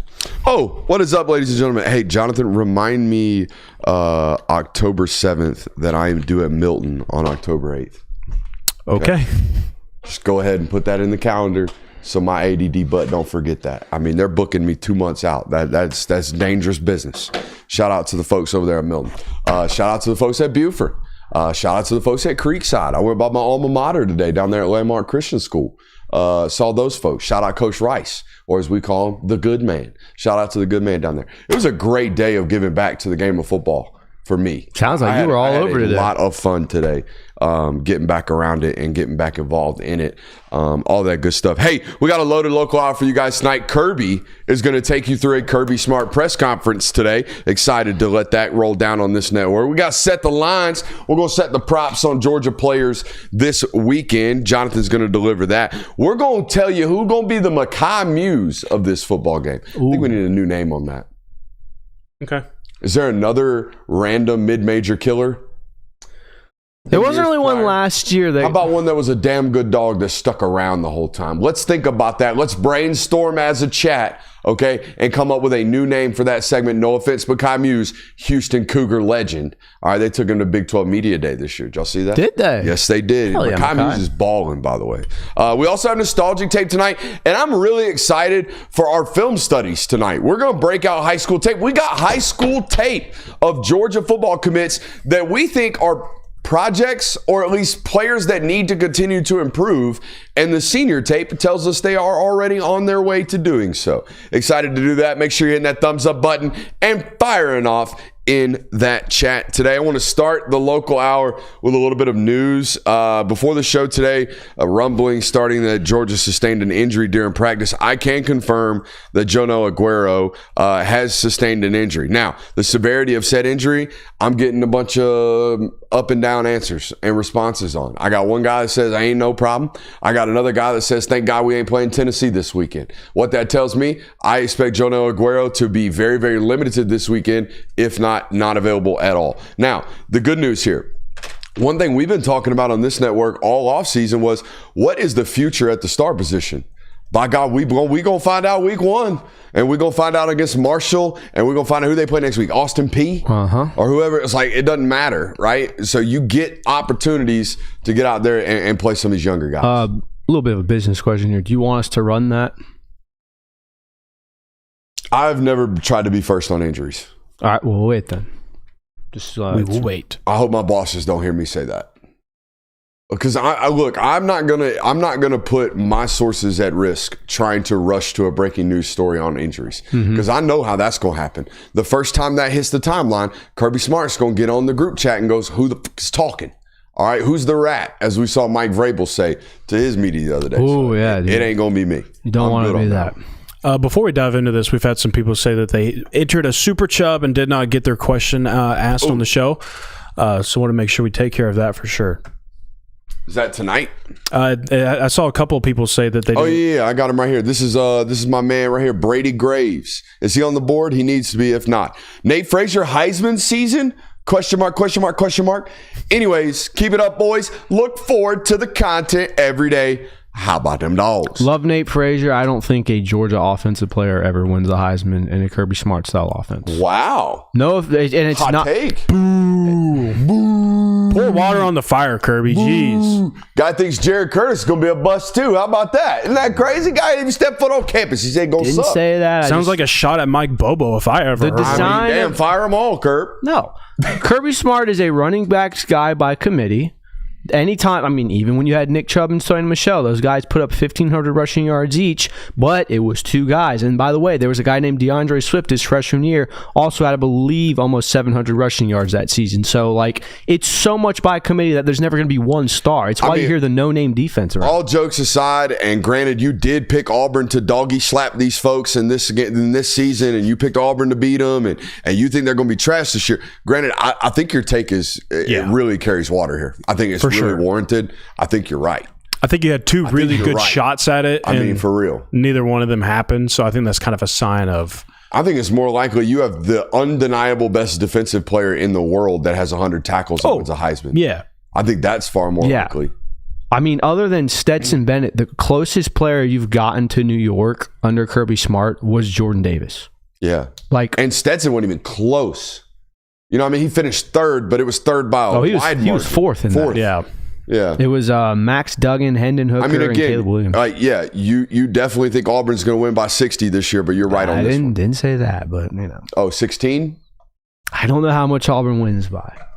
I'd be surprised if it was by more God than forbid you give your honest opinion on this network. Yeah, right? dude, for real. It gets, God forbid. gets blown out in the water. God forbid you give your honest opinion. All right, hey, speaking of Kirby getting the limelight here, you had a Kirby Smart press conference today. Was this your first one? It was my first pregame Solo. presser. First solo presser. Midweek presser with Kirby Smart. Most important and pressing question, did he have a limp? I got it first on the notes. I'm going to ISO for this just because it's going to be a lot of What talk. the heck? Get up out of here, Stretch. Don't worry, J. Will. I gave a freaking diatribe You know on what? keys Fine. to the We'll go back- victory, we'll go back to and the I don't main get a one. solo. Go back I'm just to the kidding, main dude. one. It's Do a fine. solo if you want. First You earned order the of moment. business, like we said, Kirby Smart, no limp and in a pretty good mood. Seemed really responsive to questions, wasn't snappy, didn't hit you with the, if you're not going to ask me anything, I'm going to leave. I got places to be. So pretty good. Was there a lull? Not really. Did Jordan Hill get first question? Coach, Jordan how's Hill practice? got first question. Coach, how was practice? Kirby Smart said effort's been good. We've gotten good temperatures now. It's getting hotter, and that's making Kirby Smart happy.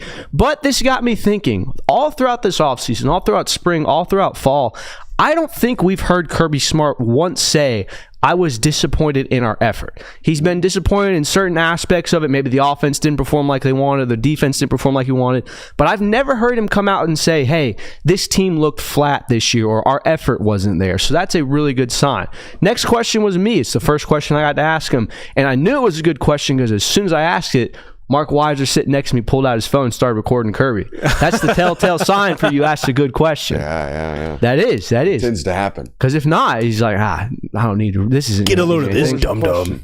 I asked him, I said, hey, Coach Smart, you are beating the hell out of opponents in week you said one. this? Yeah, verbatim. 28 points a game is your average margin of victory. What is it? What's the secret sauce here? Why are you doing this to opponents? And by the way, 3 top 15 opponents in that. He said, well, other Kirby, I don't exactly know. We don't change what we do or what our process is going about it. It's mostly based on the players we have. I always tie it back to the players and the success based on the players on the field. Next question he was asked was about Dwight Phillips. He said he runs much bigger than he is and clarified he's not just a passing back. I know that teams kind of think that, oh, this is going to be the gadget. You got to come out of the backfield and catch passes because of his speed. No. Also touched on that he's a joy to coach and is very good in run blocking and pass blocking. The day Coach Smart calls either one of you by your first name or by your name, we will know, confirmed, verbatim. He's a film guy watcher. So, Coach, if you're watching today, don't expose yourself. All right? Go ahead. I do want to interject here a little bit. I thought the best thing that he said about Dwight Phillips was, there's nobody on the team that is more fun to work with than him. Did he comment on the nickname? Did not. No comments on the no. nickname. No, I there's think no that is comment on the exclusively a player's nickname. I don't know how much more we're going to be getting Jordan Hall. Every time you're worth anything in front of a microphone, you are never to be seen again. Bro, he also hit a pause yesterday. I know. I was like, yeah. He was way too entertaining. Yeah. Yeah. He was way too entertaining. He said way too much. We clipped him way too many times. He ain't going to be seen again in front of a microphone. I don't know. I mean, Cash Jones did a horns down at his, and he got brought back up. He did. Yeah. I mean, After a stern talking to. yeah, He did. You think he had to do a punishment for that? I would think so. Just like go roll 100 right quick? Probably. Have you ever had to do that? That sucks, dude. Way worse than We you had to think do it that would be. early summer morning when the dew was out. Coach said you're not leaving till the field's dry. Ugh. Tough. I mean, you think like the first time you do it, like, oh, this is so childhood. I used to roll down hills all the No, time. you get so dizzy. It ain't dude. childhood. It is miserable. What do you got? Next question was asked about Kirby was a special teams question. Gunner position, very important for special teams. Both players Let me last guess. year. He rattled off 7 names. He did. He said, who's stepping up to fill that spot? Commented first that Arian and Dom Lovett were elite at that position last season. Rattled off a few names. KJ Bolden, Talon Taylor, Cole Spear, and London Humphreys were all rotating in that. He said, we're going to have probably 4 to 5 guys in that role this year just to see. I'm calling an audible on this segment. You're going to tell me the question, and I'm going to try to guess Kirby's response. Ooh. Okay. 'Cause how often are we going to be able to have this opportunity? We'll see. You know what I mean? Yeah. All right. Next one. What is it? Next one was, Coach, fast starts on offense. What are your thoughts? Ooh. Gotta execute. Gotta go out there and start fast. Gotta block. Gotta establish the run. So, Coach Smart was asked that question and answered, I don't know why the offense is the only unit that has to be tied to fast starts. I want fast starts on defense. I want fast starts on special teams. Then he went further down the line and said, I've seen a lot of teams that have fast starts and don't finish strong. I would rather have strong starts and strong finishes. That, in my opinion, is the catalyst of a really good football team. So, kind of shut it down there. It's a half glass of water. Yeah, It's a half glass of water. I did really like his answer there of like, don't put fast starts on just one unit. Like it has to do with everybody. Like why can't it be a kick return that goes for 70 gets you an immediate striking zone? How did I not know that was the way to dodge that question? I got to be better. You're not like the master. Try again. Next one was just, hey, what are your thoughts on Chris Cole? How is he developing this season? Oh, tremendous worker. Yep. Goes out and practices, does the right thing every single day. He exudes fire, passion, and energy. And I'm just really happy with his growth as a player. He does the right thing every day. Basically along those lines, works hard, has really good toughness, really good length. Has the ability to play all over the field for us. We're very excited for him this season. Next question. This was my favorite Kirby answer of the day. When you have new players, whether it be freshmen or transfers, how can those guys positively impact your team? Ooh. You should get this one. Think of like the most basic answer. Practice? If you want to please Kirby Smart, what do you have to do on the field? Practice. Do your job. Oh, do your job. All I care about is whether or not these guys do their job. Don't try to do more or less than what you're asked to. Oh, yeah. Good God. I mean, hey, but he was giving you the personality. Okay. Next question was, hey, what do you see from Tony Gibson's defensive characteristics? Tony Gibson is the head coach of Marshall, by the way. What are the characteristics of this defense in your opinion? Oh, aggressive. Yep. Yeah. Aggressive and made an emphasis. Which, by the way, every defense is supposed to be aggressive. Like you hunt the football and you tackle. Made it a point of emphasis to say, however, relentless against stopping the run. So where was Tony Gibson at recently? NC State. Oh, he's at NC State last year? Yeah. Okay. By the way, again. Then they're going to be a 3-3 football team, by the way. Get ready for odds stack. That's what NC State's been the last several years. Again, he has just been teeing up of like the things that he has been preaching this offseason about running the football and stopping the run. He hit on it again today about how the defensive side of the football, they're really good at stopping the run. Yesterday he was talking about, they got two really good backs. I think they got some talent back there. Again, like really emphasizing it. So even hyping up the other team's ability to run and stop the run. Yes. We love this. This is a theme all year long, it sounds like. Another question is player specific. How has Lawson Luckley grown as a leader more of this year? More comfortable, been here a long time. He's the old head in the room. He's a lead by example guy, and we're asking him to be a little bit more vocal, and we think he's taken that step. Didn't really say anything about vocal. Did say that he's become more confident, and I think, like you had said, that's those are similes. Synonyms. Synonyms? I about said similes. What is that? That's a comparison using like or as. Anyways, said he's become more confident. He's gotten a little bit older. He's been around some good leaders at this point. So I think that Lawson Luckley is growing into his own. He said that, this is how he was in high school. So put emphasis on just growing more comfortable as a leader. I'm not even going to bother throwing this question out to you because it's not really anything to answer. But he was asked about Coach Donnan, Jim Donnan, who he played under. Also coached at Marshall, by the way. So kind of asked Kirby, what was it like playing under him? He said, learned a lot about being motivating about it. Said he really appreciated how he was coached and how he coached the game, how he went about it, how he went about his attitude. He was also asked about, Coach Donnan was actually the guy to give you your first job in college football, and he kind of told a story about that. He had just gotten cut from Indianapolis. He was driving back to Athens. He was actually in talks to have a finance job before Coach Donnan offered him an administrative assistant job. So yeah, the greatest college football coach, or at least the greatest Georgia football coach in history, was a Jim Donnan phone call away from being a finance bro. So that was my takeaway from that. You think he would have been an elite finance guy? I feel like that guy. Knowing what he is now, but I only think he's this because he loves coaching so much. I don't think he applies himself in another avenue the way that he does. But I've always said I think the greatest football coaches, whether it be Kirby, whether it be Nick, whoever you want to throw at me, they could go run a CEO, be a CEO of a Fortune 500 company tomorrow.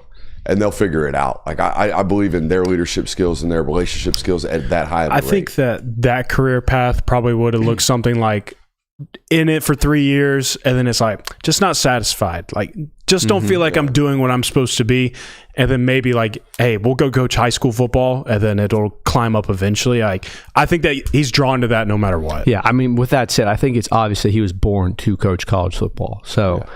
Next question was about, hey, coach, you used the word a lot last year of resiliency, how this team has been resilient, how you kind of saw them develop that. When do you want this team to develop that identity now, and what is that word that you think you've seen from them thus far? What is the word? Yeah, what's the adjective you would use to describe this team? Oh, did he lob up toughness? No. Connection? It's a word he's used before. Unity? No. What is it? The word was hungry, and he said, I want them to develop that now. I want them to basically show that they're hungry now, and he said they have. He said he's given this roster the adjective based on what he's seen at practice, based on how he's seen that this team responds to coaching, how they've done all of these things, how the young guys very clearly want to play football here and don't feel like it's an entitlement at that point. All right, this segment's in the garbage. Just tell me what he said the rest of the way. All right. Hey. This is big. We got injury updates, folks. Woo! Actual, real injury updates. First one, Malachi Tolliver has returned to Indy drills, has not yet returned to team drills. That's a big, big development for that. Usually it's he's got an ankle, he's got a groin, he's got a hand. We hope you get him back soon. He did tie it off with a hope you get him back soon. Touched on Josh Horton, said that he stayed healthy throughout camp. Hit him with a absolute bar of a quote that I have certainly never heard before in my life. The best ability is availability. Wow. You guys have heard that too? Yeah. Wow. Yeah, I didn't hear that. too. Somewhere here or there. Time too. We have an intern around here that is Mr. Availability. Somebody asked me, or we were in a radio station the other day, and the radio host turned around and looked at Mr. Availability and said, What do you do? Like, what's your skill?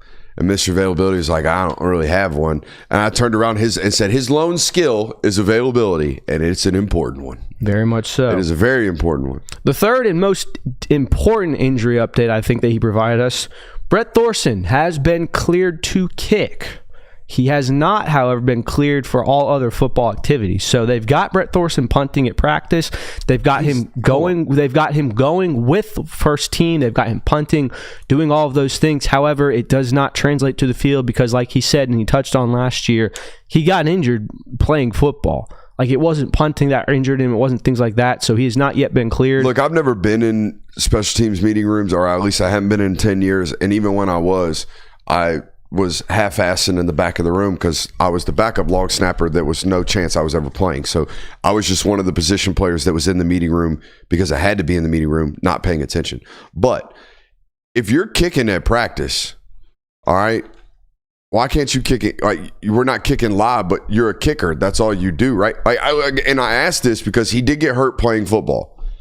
But do we coach punters to tackle? No. If the punter has to make the tackle, we're cooked. We're Swiss cheese anyways. Why are we not coaching punters the same way we coach quarterbacks on interceptions? Don't you go over there and get hurt. Because a punter's a more expendable player than a Is he, though? Because Drew Miller, I mean, you were nervous when he went back there in an SEC title game. I feel like most teams probably only have like one true option at punter. For sure. Georgia just happened to have like, oh, we have this former like top-ranked punter. Again, hey, if there's a special teams guru listening to this today, how are y'all coaching kickers? Because if you're coaching a punter to be your free safety on punt return or punt block or punt team, that's the bad choice. I mean, it's definitely like the way I've always seen it is if the kicker is making a tackle is the absolute last resort. Oh my God, we need you to save a touchdown, which by the way, Brett Thorson did last year against Boo Carter. Yeah. So while I agree with you that it's not necessarily something that needs to be taught to them, it is something that you at least have to be prepared on the field for. Because God forbid Brett Thorson be cleared to kick, goes out, punts it, the cover team doesn't do its job, and all of a sudden he's one-on-one with the guy, and he's going to try to make a tackle, re-injures it, and you blow the 2025 season for him. So I get it. And again, I don't think there needs to be a rush for... Like, why are we... Now, I know the quarterback's a more important position, but why are we telling the quarterback to protect himself but not telling the glorified soccer player to protect himself? I mean, you do tell the quarterback and glorified soccer player to protect themselves, but you also tell them, like, hey, you need to go make a play that happen. Like, one of the most controversial plays in Super Bowl history is from a quarterback protecting himself in a fumble. Yeah. And he's gotten ripped apart, and it's frankly changed the dynamic of his career after that. So the reality is, football players go make plays they want to make plays. It's just again a general question I have. Like, are y'all coaching these guys to be the last line of defense? Yeah. Or are y'all coaching these guys to hang out? I think it's probably kicking is the emphasis. Yeah. Final question Kirby Smart was asked about. Chaz Chambliss, now Stackhouse were projected to make the roster today. Kind of wanted to touch on that. Kirby said, I would not expect anything less out of those guys. They've done it the hard way. Said that he had texted him earlier, but he also added an important emphasis because he did say, I'm very happy for these guys that are getting the roster, but there were also a lot of Georgia players, former players, whether it was on last year's team or in teams before that were cut today. Talked about how football does not define who you are, and it was very important to make sure they knew that. So kind of sending out good wishes to the players. I got a list sent to me today from the scouting department at Georgia. These are the players that made roster cuts today. Nazir Stackhouse, Warren Brinson, Chaz Chambliss, Dominic Lovett, Ben Urasic. Dan Jackson is still on the injured reserve. I don't know what that means. I don't know if that means he made the 53 or what that means. IR typically means that you're on the 53, but you can't play for the first 4 games. Okay. And then the guys that were cut today, Kendall Milton was cut today, Xavier Truss was cut today, and Zion Logue was cut today. Dang. Hate so that I've for been them. told. So that's what we got going on right there in terms of NFL editions. Are we done? That concludes the Kirby Smart presser. It was a short and sweet 12 minutes. Good job, bud. Thank 12 you. minutes? That's all he gave. Was it a no more questions for coach? It was a no more questions for coaches. Do we have any more questions? And looked around. Yeah, no you got a there. lob one there, bro. You got to come ready. I had one ready. Literally, but I asked the That's second when you question. give him a layup. Like when we went viral last year, ask him about how people counter recruit him in the defensive line. And he says, I just tell him to look at the NFL draft stats and then taps the papers and walks off cold. Mm-hmm. That's your opportunity right there to get, I kind a lob up. I kind of blew that early because literally I was the second question. Blew the lob. First question gets asked, and I look around. No one's raising their hand. There's like a 3 seconds of silence to where I'm like, oh, he's about to get mad. So I was like, all right, hey. Asked my question. I was like, all right, we're good. And then 12 minutes go by, and I was like, hey, any others? So wait till you get so locked in that, never mind. Where are we going next? We could set the lines. You want to set the lines? I do want to set the lines. All right, I got a few lines for you. Again, this is just some hypothetical. We are setting the lines for this matchup for some Georgia players. All right. I love you, Josh Armstrong, but let's find some. Never mind. Go ahead. All right, first one I got for you: Gunnar Stockton passing yards. I put it at 205. Mentally, my brain went immediately to 250. I don't know why. I think that's what my brain did. I think if Gunnar Stockton's throwing anything over 250, it's so weird because you don't know how these games go. This game could very easily be Georgia's up 28-0 at half, and Gunnar Stockton's not throwing another pass after the first 20 minutes of action. And at that point, the under's cooked. It could also be that Georgia's going to be very much put emphasis on getting Gunnar Stockton live reps against other teams. And hey, 250 is absolutely attainable. I'm going to bet on just going the over for that just because I think that they've got a lot of weapons and you need a quarterback that builds a rapport with that. But there's an avenue for both of these guys. I think there's an avenue where Gunnar Stockton goes 12 for 13 for 160 yards and he's pulled by the first drive of the third quarter. Like, I don't know.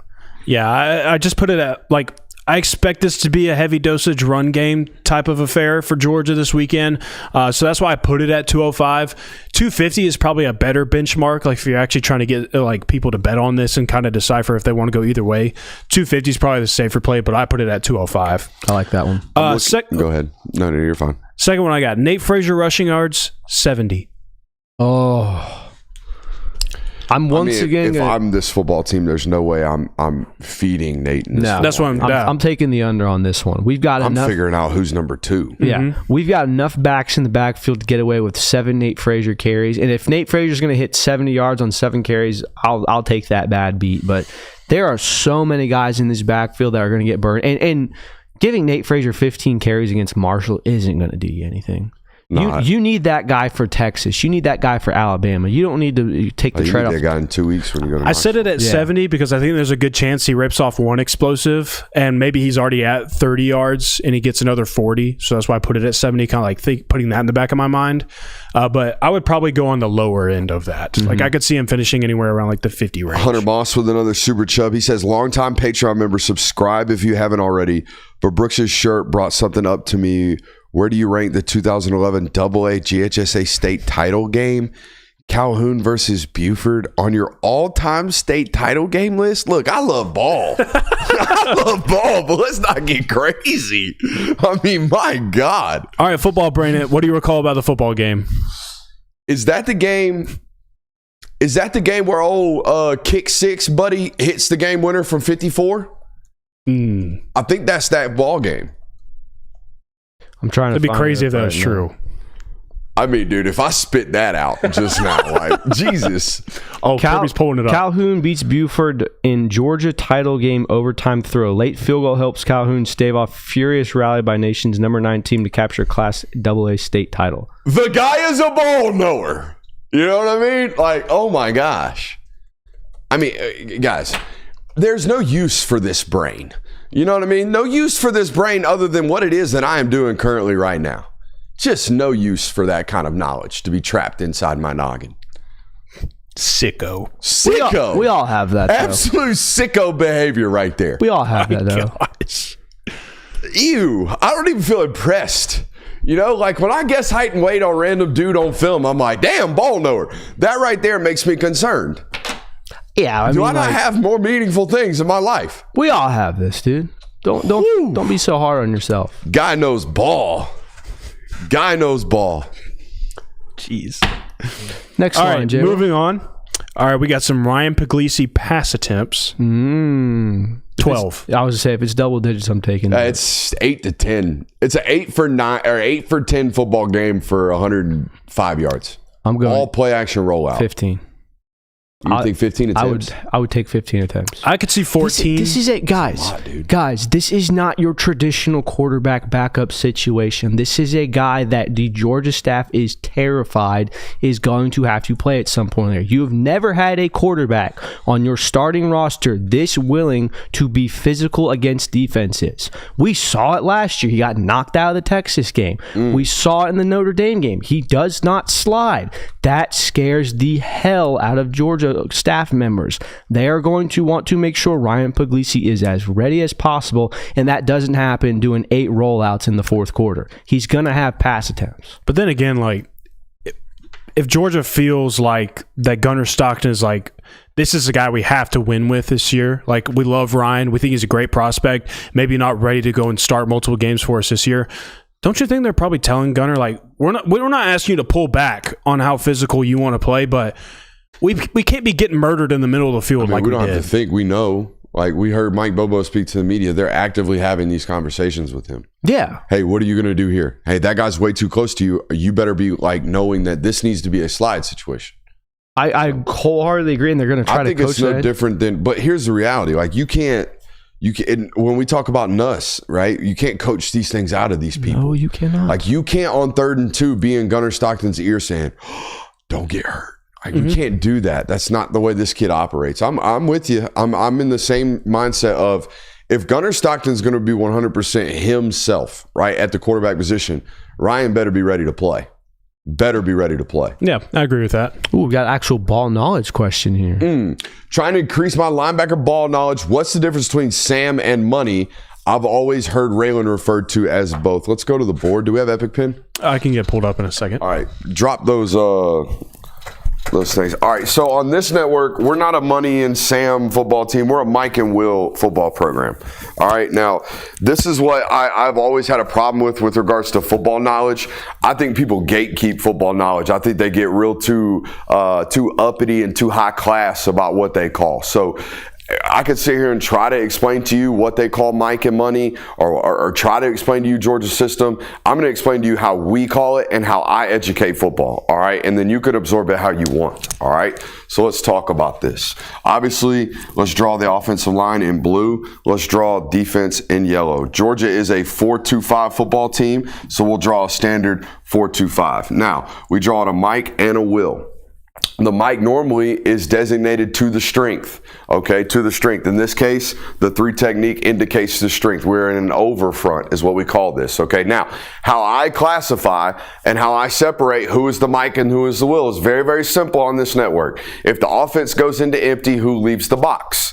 The offense goes into empty, meaning the running back's right here, and we run him out here. Does this guy follow him, or does this guy follow him? Is this guy Raylan's number 5? Is this guy number 3? When the running back leaves the formation, the Will travels with him.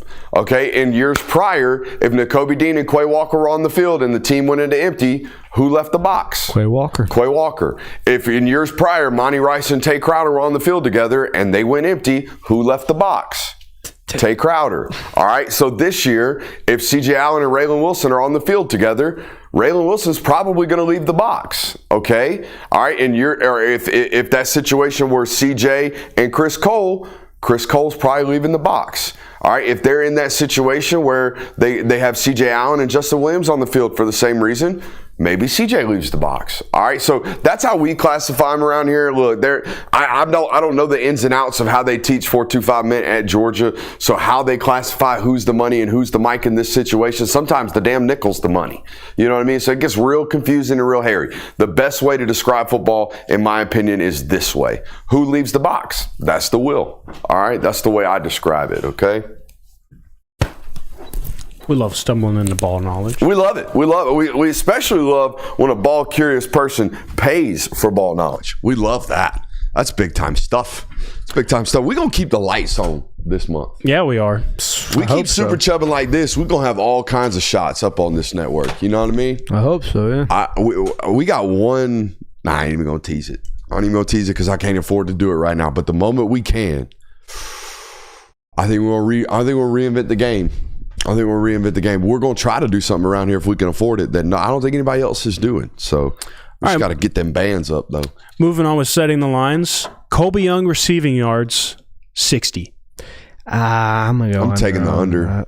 I'm gonna go under on that. Mm-hmm. He didn't have a single game over 60 in the first 5 of the career. Azad Earl says Buford Brooks ? We got a nice firm rule around here. You send it to the studio. You give it to me for free. We wear it. Go ahead. Actually, he might have had 70. This was just playing into the explosive chances for him, in my opinion, knowing what the offense might be this year with him. So, yeah, that's what I was doing there. I think going back, and I just did the game log, so we did an article on Colby Young this year. I think we're kind of misremembering what Colby Young's role was for Georgia in that 2024 season before, obviously, he got suspended. He's a red zone guy. He was a red zone guy.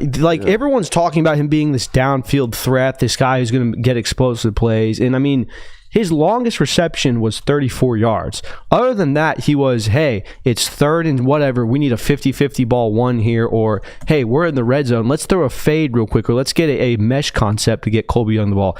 I don't really think Colby Young is going to be the Arian Smith of your roster this year. Where not saying he's a deep threat guy. No, but I don't think he's talking about rep share. Target shares. Yeah, like more of that where it's just like he's going to be the downfield shot guy that, hey, here comes a 50-yard bomb to Colby Young. I think even Kirby talked about it Monday when he spoke about him. When he's asked about him, he immediately led off with the leadership and then immediately got into he's a great 50-50 guy.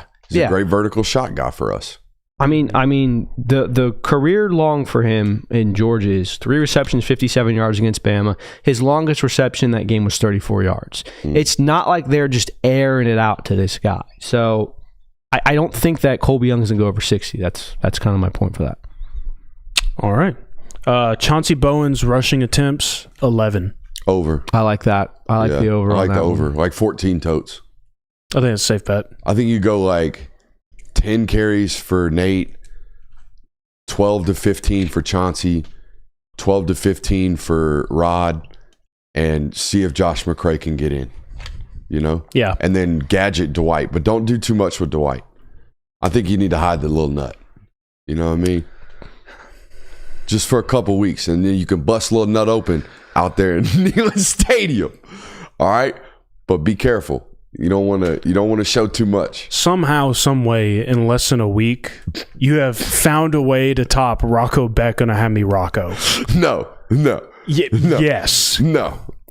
You just That said was your bust little creation. nut open. Yeah, you hey, look, you could dust it off and show the signs of Lil Nut against Tennessee, but we need to hide Lil Nut right now.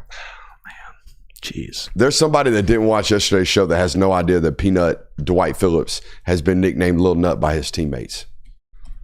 If your teammates call you that, I'm the wrong guy for saying that around here and getting a couple chuckles out of it. Or as we said in the National Hour, a couple giggles. I'm the bad guy here. No, I didn't say you're a bad guy. I think it's just like a nickname. You might be able to take Jordan Hall away from the microphone, but we can talk about Lil Nut around here. All right. I'm going to call him Peanut. Okay. That's fair. I'll let the teammates give you teammate-oriented. Hey, Chat's got a good point there. Those are his teammates. Yeah. You know, they did earn that. Yeah. You know, my brother can call me certain things that other people can't. I think if Dwight Phillips is a was good walking point. down the street and you called him Lil Nut, he would probably look at you very askance. Askant. Yes. Look at you. What? Askant. Like That's a real word? it is askance. I would have gone askew there. That is also a word. Or scolded. You got any more props for me? I do not have any more props. I got 2 tapes that I want to watch. Okay. Let's watch 2 tapes. You guys know when Echony Agogo, if you remember, when he committed to the University of Georgia, we watched the tape. We watched the junior tape, and we said that is a project. Now, that's a 6'6", 310-pound, 38-inch armed Nigerian project, but that is a project, okay? And we talked about how high the ceiling of that football player could ultimately be, but we noticed on the film there is a lot to clean up. All right, so we were looking through it today, and Echony actually has new tape that I think we need to watch because I watched about 90 seconds of it, and I'm going to tell you right now, totally different football player. Totally different football player than what we evaluated when he committed to the University of Georgia. Let's go to the board, and let's grind some daggum tape. I'm just going to go and say it before we get off. Purple and silver is a color combination that is not utilized. You don't like it? I like it. It's not utilized enough in football. Big Duluth high school football fan? Yeah, dude. Yeah. Like Kansas State, it looks good. You like K-State's unis, huh? I like them. I like how K-State's not like super like purple. It seems like a matte purple almost. Yeah, it's is purple. I like it. It's all right. The purple people.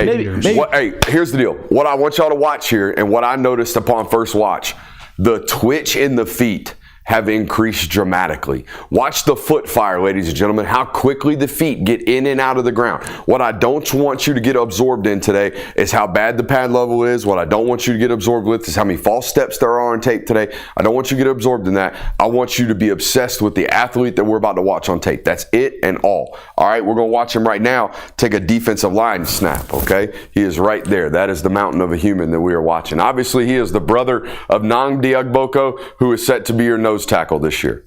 Quite strong. Okay? Your true nose. Oh yeah, he's a massive human, Kirby. There's no doubt about it. Now this next clip is where I was like, oh no, not this one. We get a tight copy of this. The next clip on the goal line is where I'm like, all right, we got foot fire. We false step like hell, but the amount of quickness in the feet, you can see it right there on that tight angle, is palpable and noticeable for, again, a guy that I think is playing at 310 pounds right here on this tape. Give me that next clip on the goal line. All right, and I want this one. We're going to get 2 clips at it, and don't worry about zooming in, Kirby, because they're going to zoom in for us. Watch how we false step with this first step. Watch how quickly it pops. I mean, it's like that. We step 6 inches behind ourselves. It is a false step. It is a negative. It's a minus. We also love the effort, right? But I'm talking about the twitch in the feet. Watch it right here as we zoom in on him, okay? I'm going to try to get you a pause on this false step so you can see just how far backwards we step underneath ourselves. Right there. Y'all see that? That is a negative. We can't be going backwards when we're trying to block people and move them forwards. Everything else about this, from pad level to how quick our feet get back up underneath us, I love this. I love the idea that we're getting a personal foul for blocking too hard. Okay, we don't have enough of this on tape. We didn't see enough of this on tape last year, in my opinion. Okay, here is another rep of him playing defense, and you can see the level of athlete that Georgia, signed and projected right here with Echony. Jesus. Man. Yeah, he killed though. The twitch is there. Yeah, I mean, he's a great athlete. There's no doubt about that in my mind. We're still going to have to clean up some of this technical stuff because we can't just win our way. Unless we're Broderick Jones, we're not going to be able to just walk into college football and win with God-given traits. Broderick's the only football player I've ever studied that's just like, oh, I'll figure it out. I'm not going to do it the way you coach me. I'm going to do it the way my body tells me I'm supposed to. Here he is playing offense again. Whole offensive line. Y'all gonna have me losing my mind. What is the down distance formation personnel? We're in the second quarter with 2 minutes left. This better have been a 2-minute drive. This better have been 12 plays because y'all looking like a bunch of sad sacks coming out the huddle. Getting your stance. Oh, we're doing the downset HUD. Everybody getting a stance together, or no, we're all in half stances. We're all in half stances. I don't like this stance out there left tackle. Now we're ready to snap. All right, now we're ready to play football. Yeah, it was probably definitely late in the drive. I think so too. 2.5 minutes left. But hey, come on. You know what I mean? It's there. It's there. The twitch is there, all that. But hey, I'm talking about this. How we go from here to, we're ready to snap, and then we're going to get ready to play football. Why can't we just be ready to play football? You know what I mean? That's my thing. All right, the other one I want to watch. Do we have Pierre Dean pulled up? All right, this is the other football player. Now, I haven't watched this one, but this is the other football player that we knew was going to have to go through some changes, right? He was going through changes in his body, going from an offensive tackle to a defensive tackle, all right? And is another, somebody who's got family ties to the University of Georgia. This is the cousin of Jared Wilson? Or it's the brother. It's the half-brother of Jared Wilson. They just have different last names. Okay, here he is playing defensive end. Oh, my. Oh, man. I don't think his pace slowed down at all when he made contact with the tackle. We're also playing offensive line still. We love that. The body has changed so dramatically. Yeesh. There's some violence in that. I mean, bro, you're right, Kirby. We're walking through other humans right now on tape. He's playing defensive tackle here, guys. He's not the edge. Watch him walk through this guard. Like, dude. I wish I had the end zone copy of that. Our hips must be ridiculous. I bet we're a 500-pound squatter. I mean, that's all hips and uncoiling right there. This dude is chiseled up now, man. He was 280 pounds last year. He's like 265 now and is absolutely chiseled. We got them NFL genes coming in because I think Daddy played in the league and Mama was a college track runner or a college soccer player or something crazy like that. They got all kinds of genes. Genetics are a gift sometimes, man. Yeah, genetics do be gifting some of those things to other people that we didn't necessarily get. No, we didn't. I mean, honestly, my brother got all the athletic traits in my family. I'm a relatively good athlete, but he is the superior. He is the premium. I think you just only have so much in some families. They only have so much to give. Yeah. Is it an older sibling thing? No, I don't know. Well, they're half siblings. So doesn't necessarily count. Okay. Hey, no, I was about to say both of the boys have tennis shoes on tonight, but nope. We got a scoundrel. Why are you checking my feet out? Why we got a scoundrel? Because chat's talking about it. Hey, what else we got here in the local hour? Well, I don't know if we officially renamed the segment while in the middle of our show, but I did add in of who has the Mai Muse game of like who's going to flash and have the people who's going to flash and have the people raving.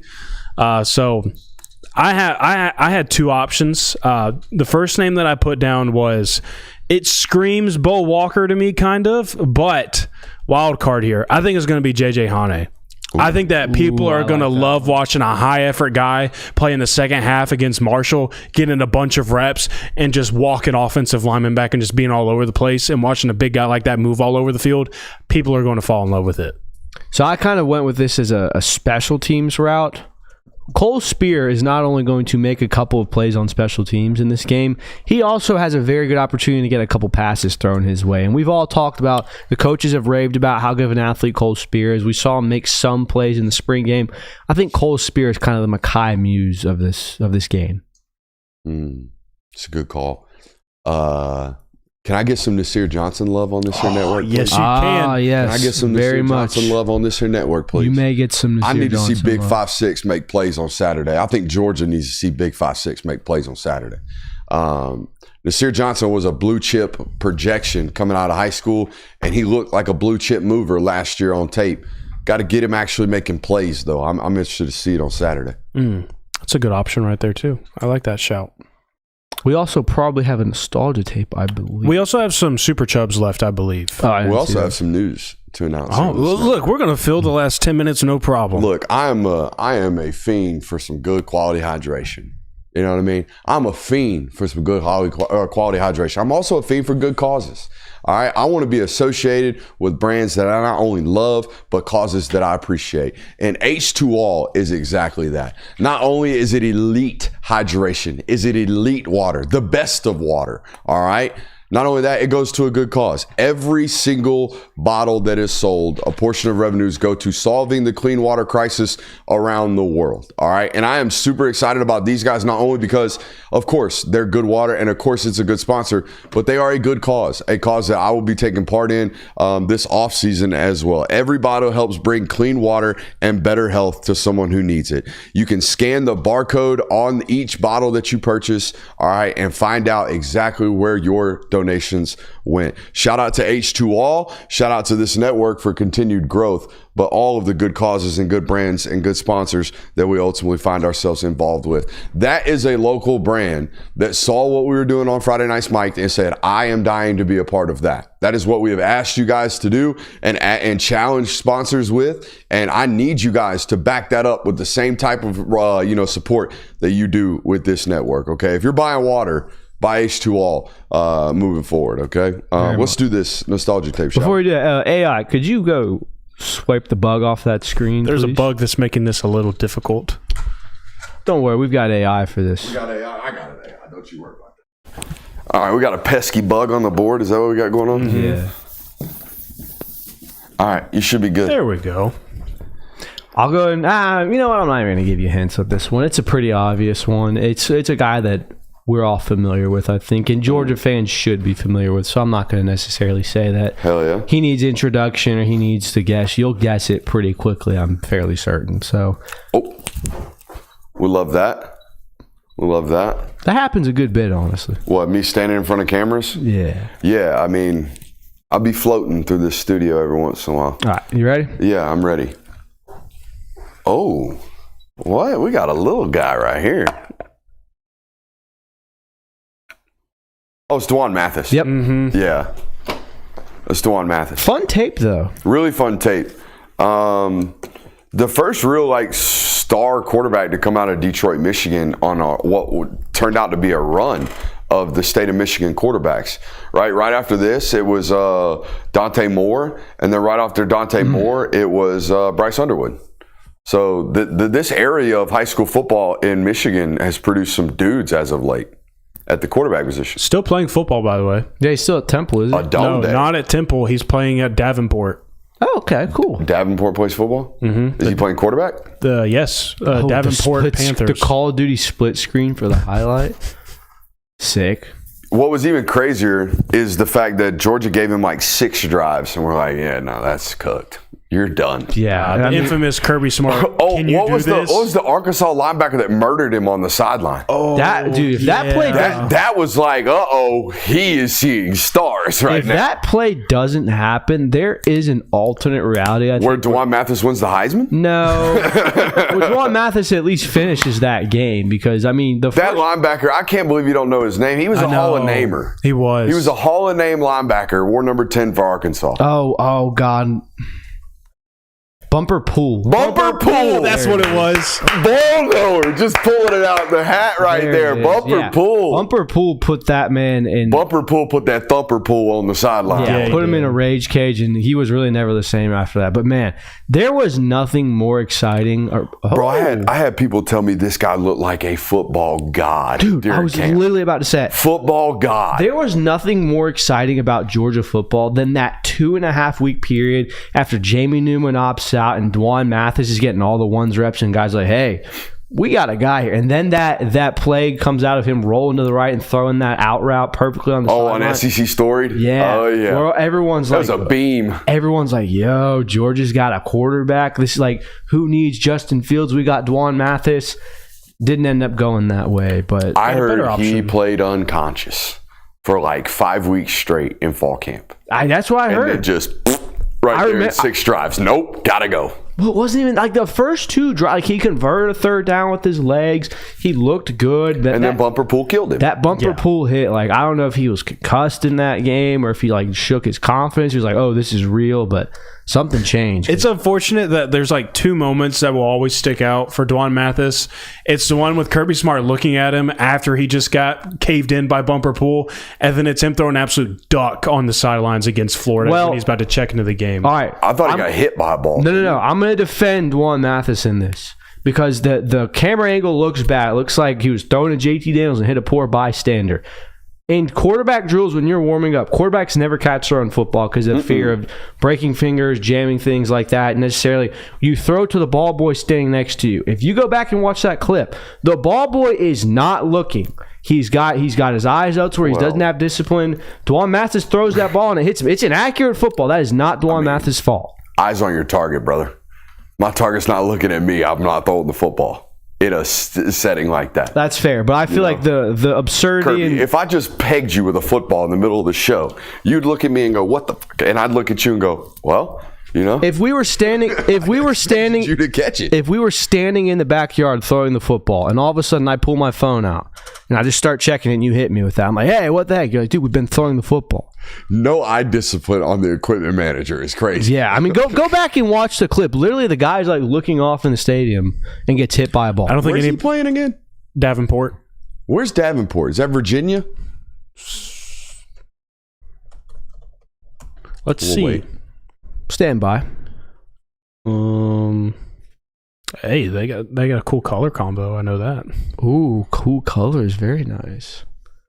Let's see Michigan let's see who says wins, chat. J Will or AI here. Chat says Yes. Caledonia Township, Michigan. So he's going back home. He went back home. Going back home. Love to see that. Good for him. I man. hope he balls. Honestly, yeah. Like, I hope it's just highlight galore. You know? That'd be cool. We do have some Super Chubs remaining. Oh, let's do it. And we have to add Brady to the wall. We love Brady. All right, let's talk to these fan fundings. These are Super Chubs. Let's get after them. We already got to Carl Wins. Let's talk to Ty_1214. Who won the Bourbon Bowl in 1998? I mean, come on, dog. You already know who won the Bourbon Bowl. It's the Mud Dogs. all right, good. I was worried that you were going to be like, I don't know that much football. It's the Mud Dogs. Dude. I said Joe Montana. For half a second, I was like, who? And I was like, oh, wait a minute. Last game of the year. Can't hold anything back. I know. That ain't no guess. That's what it's going to be. Watch out down there, Lynn. I can do a whole show of just Adam Sandler quotes. Let's see here. Master MJ911 says, what is a reasonable expectation for Georgia's O-line play this year? Are they this year if they are going to win a natty? Also, did you see the future dog in the class at Buford today? Yes. Spoke to 3 different Buford classes, and there were maybe a couple of future dogs in that room. Did have a chance to speak to Tyree Green. Tremendous student is that Tyree Green. But as far as the offensive line question goes, I don't know what the expectations for them are if they win a national title. I don't necessarily know the question. What do they have to do to be that good? Keep the quarterback upright this year. When you go to pass the football traditionally, it's easy to pass protection off play action. It's easy to pass protect off quick game, stuff like that. But when we're in traditional 5-step drops, when we're in traditional 3-step drops, reading full field concepts, you better be able to keep him up off the ground. All right. And then running the football is obvious. Like, you got to be a much more efficient football team on the ground this year. For me, what does that look like? Execution, right? Blocking to the echo of the whistle, staying attached, right? Like, I think it's misconception about offensive line play in college. Like, flatbacks don't happen, guys. Pancakes don't happen. Yeah, knock down to 2 every once in a while, that'll happen. But the idea of you taking somebody against their will, flatbacking them 9 yards down the field, that's not the case. That's not reality. What does a win for an offensive lineman look like? It looks like resetting the line of scrimmage to a half a yard to a yard margin and then remaining attached to the guy that you're blocking when the ball carrier runs past you. And they weren't very good at that last year. So I think they got to get better at that. That's nice and easy to answer. Adam Lee says, the film guy, you're the man and love the show. You should do a day of explanations of terms for us. Norms, go Vols. Yeah, I mean, what terms do you want to know? I mean, this is like a weird football thing that I get really, really perturbed about. We ran into it. We had a very, very famous bump in with another show last year, claiming football knowledge supremacy. Oh, this guy don't even know what this is called. Well, it might have been called that where you play, but where I play is called something different because everybody speaks football at a different rate. Everybody speaks football at a different language. My job is not to come on here and wow you with how much football knowledge I have, even though sometimes that is the byproduct of what happens. My job when I get in front of that board is to educate. All right, to take somebody who doesn't know football or doesn't know football at the highest level and bring them and meet them and find them where they're at. That's what good education is. So good teachers are. So that's what we try to do on this network. In terms of the explaining the terms, man, like we've tried this, like football basics, like football Q&A for BA. Like we've tried doing this stuff. It just doesn't grab it. It's very niche. It's too niche almost. Like niche is a good thing in content creation, but that's too niche. Because it does no numbers. I mean, we have 3 videos up on our homepage right now of exactly what you're talking about. And you didn't know. You know what I mean? Like, it's stabs that we've tried that just don't work out. We'll continue with these Super Chats for a couple more minutes while they're rolling in. Brooks, what does the quarterback situation at UJ look like through the next couple of seasons?